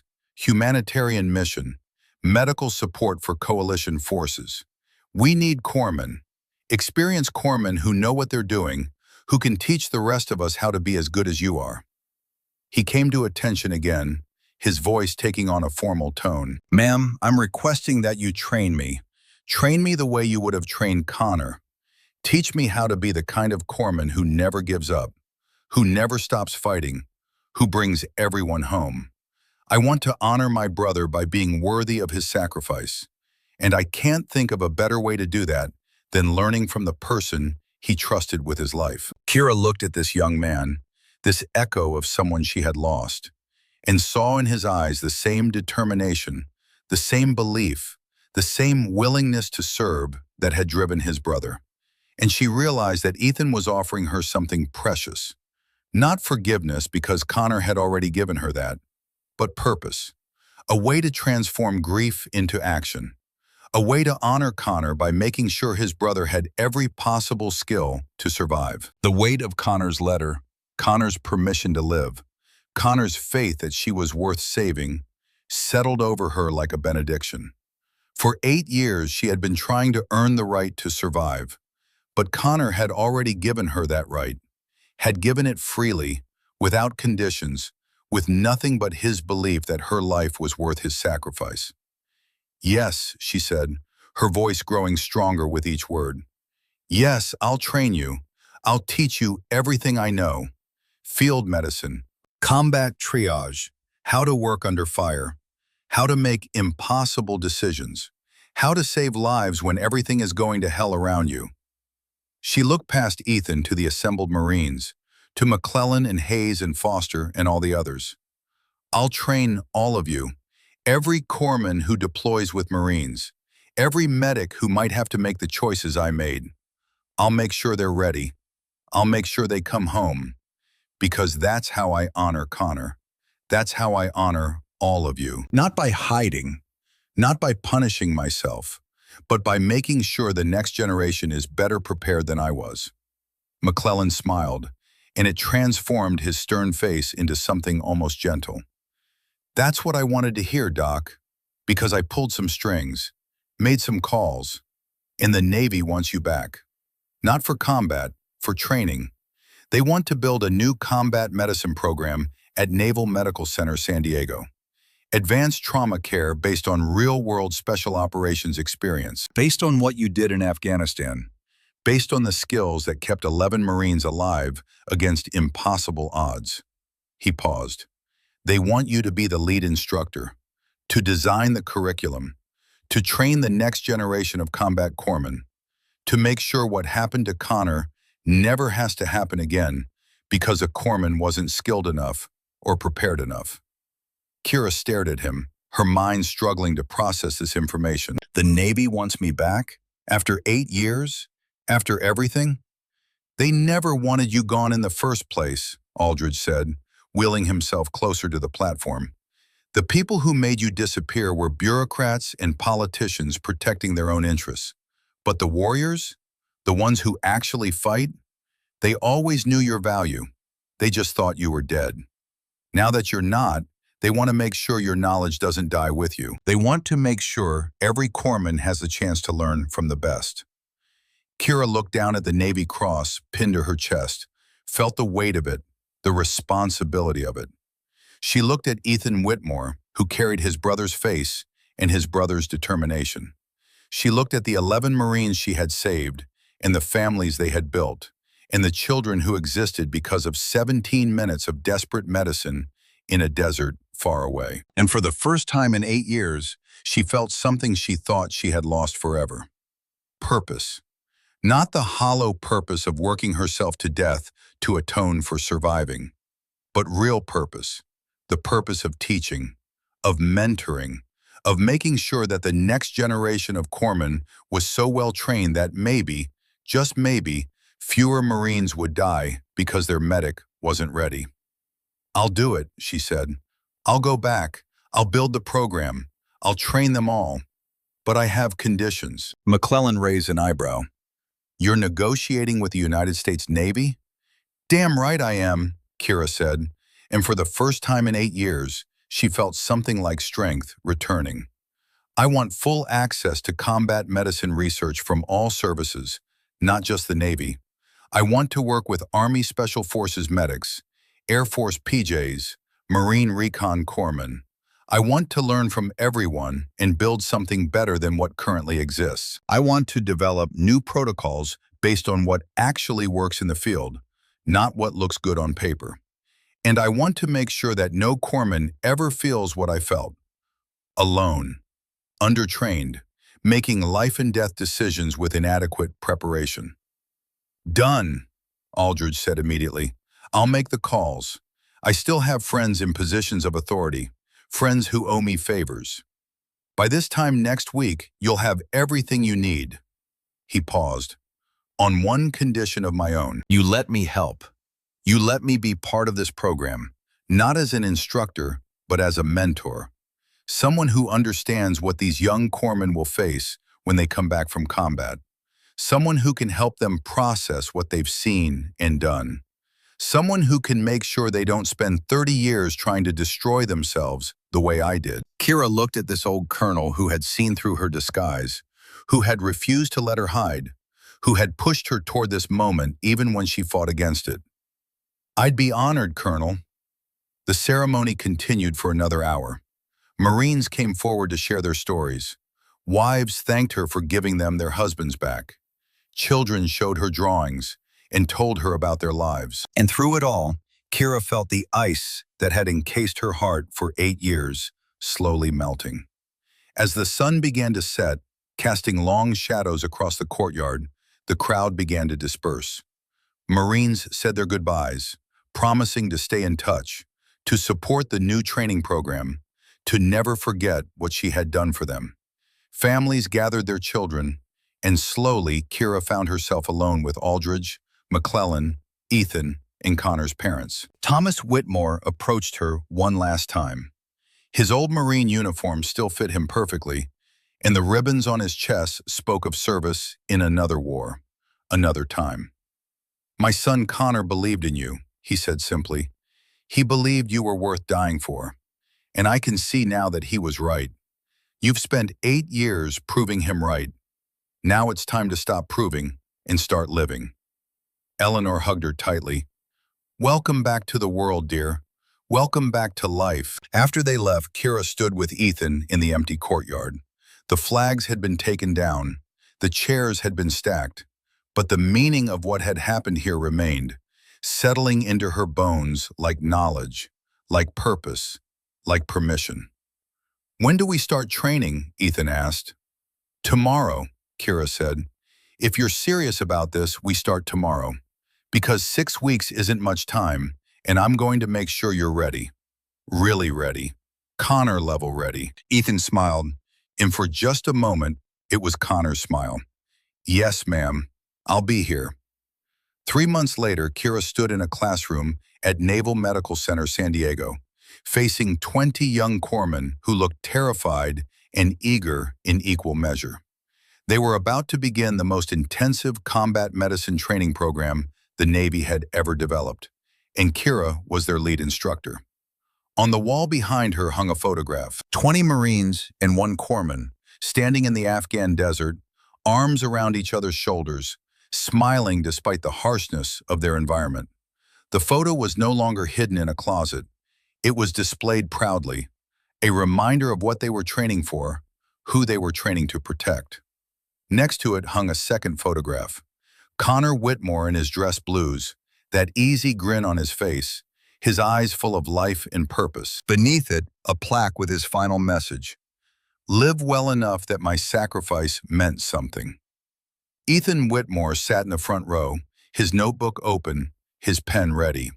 He had delayed his deployment by 3 months to complete this training, and he approached it with the intensity of someone who understood the stakes. Around him sat 19 others, each one chosen for their potential, their dedication, their willingness to learn. Good morning, Kira said, her voice steady and strong. I'm Kira Brennan. 8 years ago, I was a Navy corpsman attached to a Marine Special Operations team in Afghanistan. During a classified mission that went catastrophically wrong, my team was ambushed. I had 17 minutes to treat 11 critically wounded Marines under intense enemy fire. I saved all 11. One Marine, Private First Class Connor Whitmore, died covering our extraction so that the rest of us could survive. She paused, making eye contact with each student. I'm going to teach you how to do what I did. I'm going to teach you how to keep Marines alive when everything is trying to kill them. I'm going to teach you how to work under pressure that most people can't imagine. I'm going to teach you how to make life and death decisions in seconds. And I'm going to make sure that when you deploy, you're so well trained that the Marines you serve with have the best possible chance of coming home. She walked to the whiteboard and wrote 3 words in large letters: skill, speed, certainty. These are the 3 pillars of combat medicine. Skill is what you learn here, in this classroom, and in training scenarios. Speed is what you develop through practice, through repetition, through making the procedures so automatic that you can do them in your sleep. Certainty is what you build through preparation, through knowledge, through understanding that you have the training to handle whatever combat throws at you. She turned back to face the class. By the time you leave this program, you will have all 3. You will be ready for anything. You will be able to save lives under the worst possible circumstances. And you will bring your Marines home. That's not a hope or a wish. That's a guarantee, because I'm going to make sure of it. The class sat motionless, absorbing her words, feeling the weight of responsibility settling onto their young shoulders. Ethan raised his hand. Ma'am, permission to ask a question? Granted. How do you live with it, the ones you can't save? How do you keep going when you've done everything right and it still wasn't enough? The classroom fell silent. It was the question they all wanted to ask but were afraid to voice. The question that went to the heart of what it meant to be a combat corpsman, to hold lives in your hands and know that sometimes your best wouldn't be good enough. Kira looked at Ethan, at this young man who carried his brother's face and his brother's legacy, and she gave him the truth. The truth she had learned over 8 years of hiding and 1 moment of resurrection. You don't live with it, she said quietly. You live for it. You honor the ones you lost by saving the ones you can. You carry their memory, but you don't let it crush you. You understand that sometimes doing everything right still isn't enough. But that doesn't mean you stop trying. It means you try harder. It means you get better. It means you train so intensively that maybe, just maybe, next time you'll have 1 more technique, 1 more skill, 1 more second of speed that makes the difference. She touched the pocket where she now kept Connor's letter, always with her, always reminding her of his permission to live. You live well. You serve well. You make their sacrifice mean something by being the best corpsman you can possibly be. You wake up every day and choose to honor them through excellence, through dedication, through the refusal to let their deaths be meaningless. That's how you carry the fallen, not by joining them in death, but by living fully enough for both of you. The students nodded, understanding beginning to dawn in their young faces. This was more than a medical training program. This was a crucible that would forge them into something stronger, something better, something capable of standing between Marines and death. Now, Kira said, her voice becoming brisk and professional. Let's begin.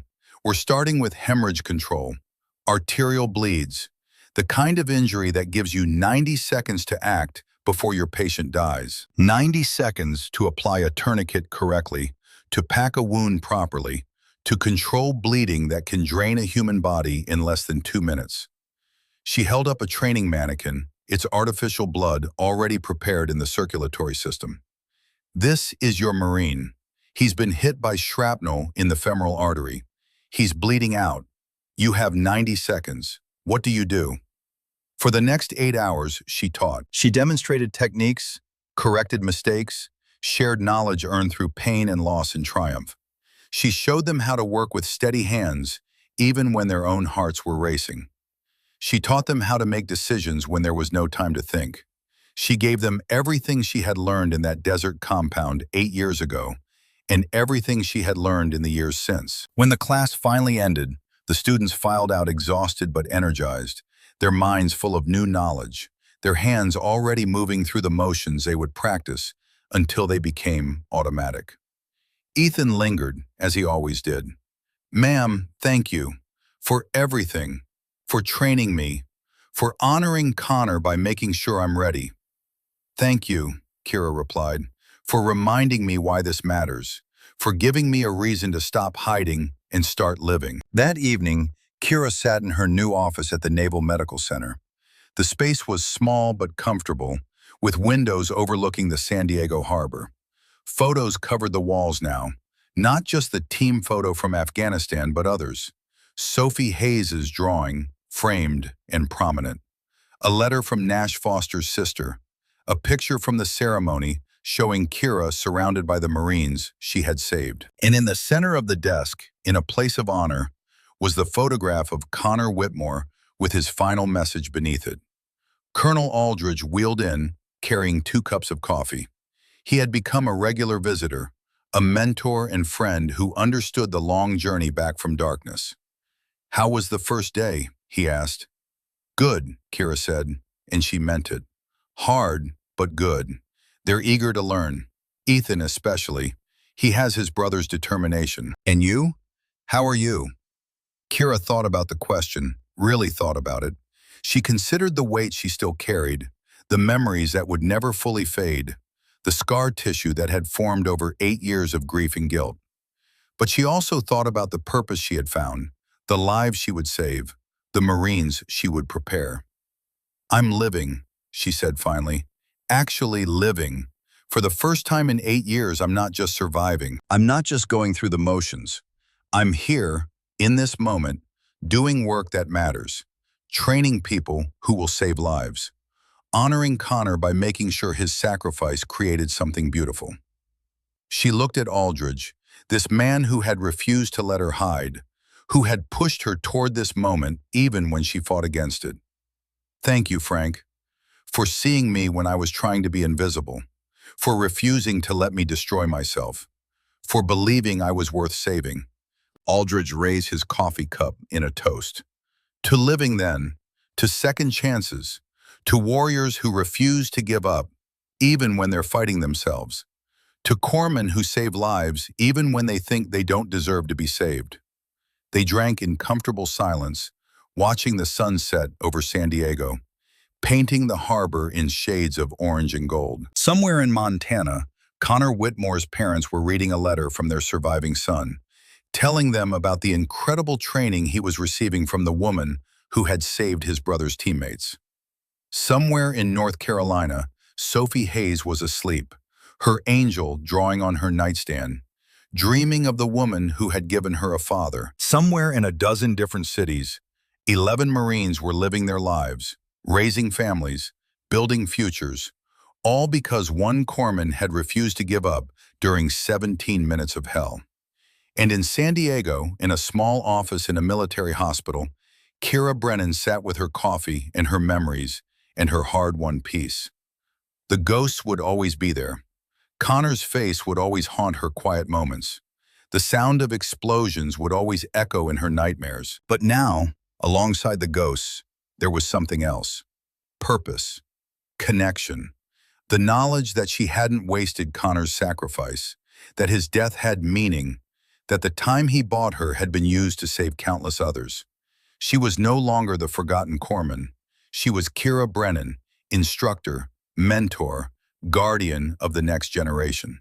She was living for those who couldn't. And in that living, she had finally found peace. The war was over. The hiding was done. And the real work, the work of healing and teaching and honoring the fallen through service to the living, would continue for as long as she drew breath. This was her second chance, and she would not waste it.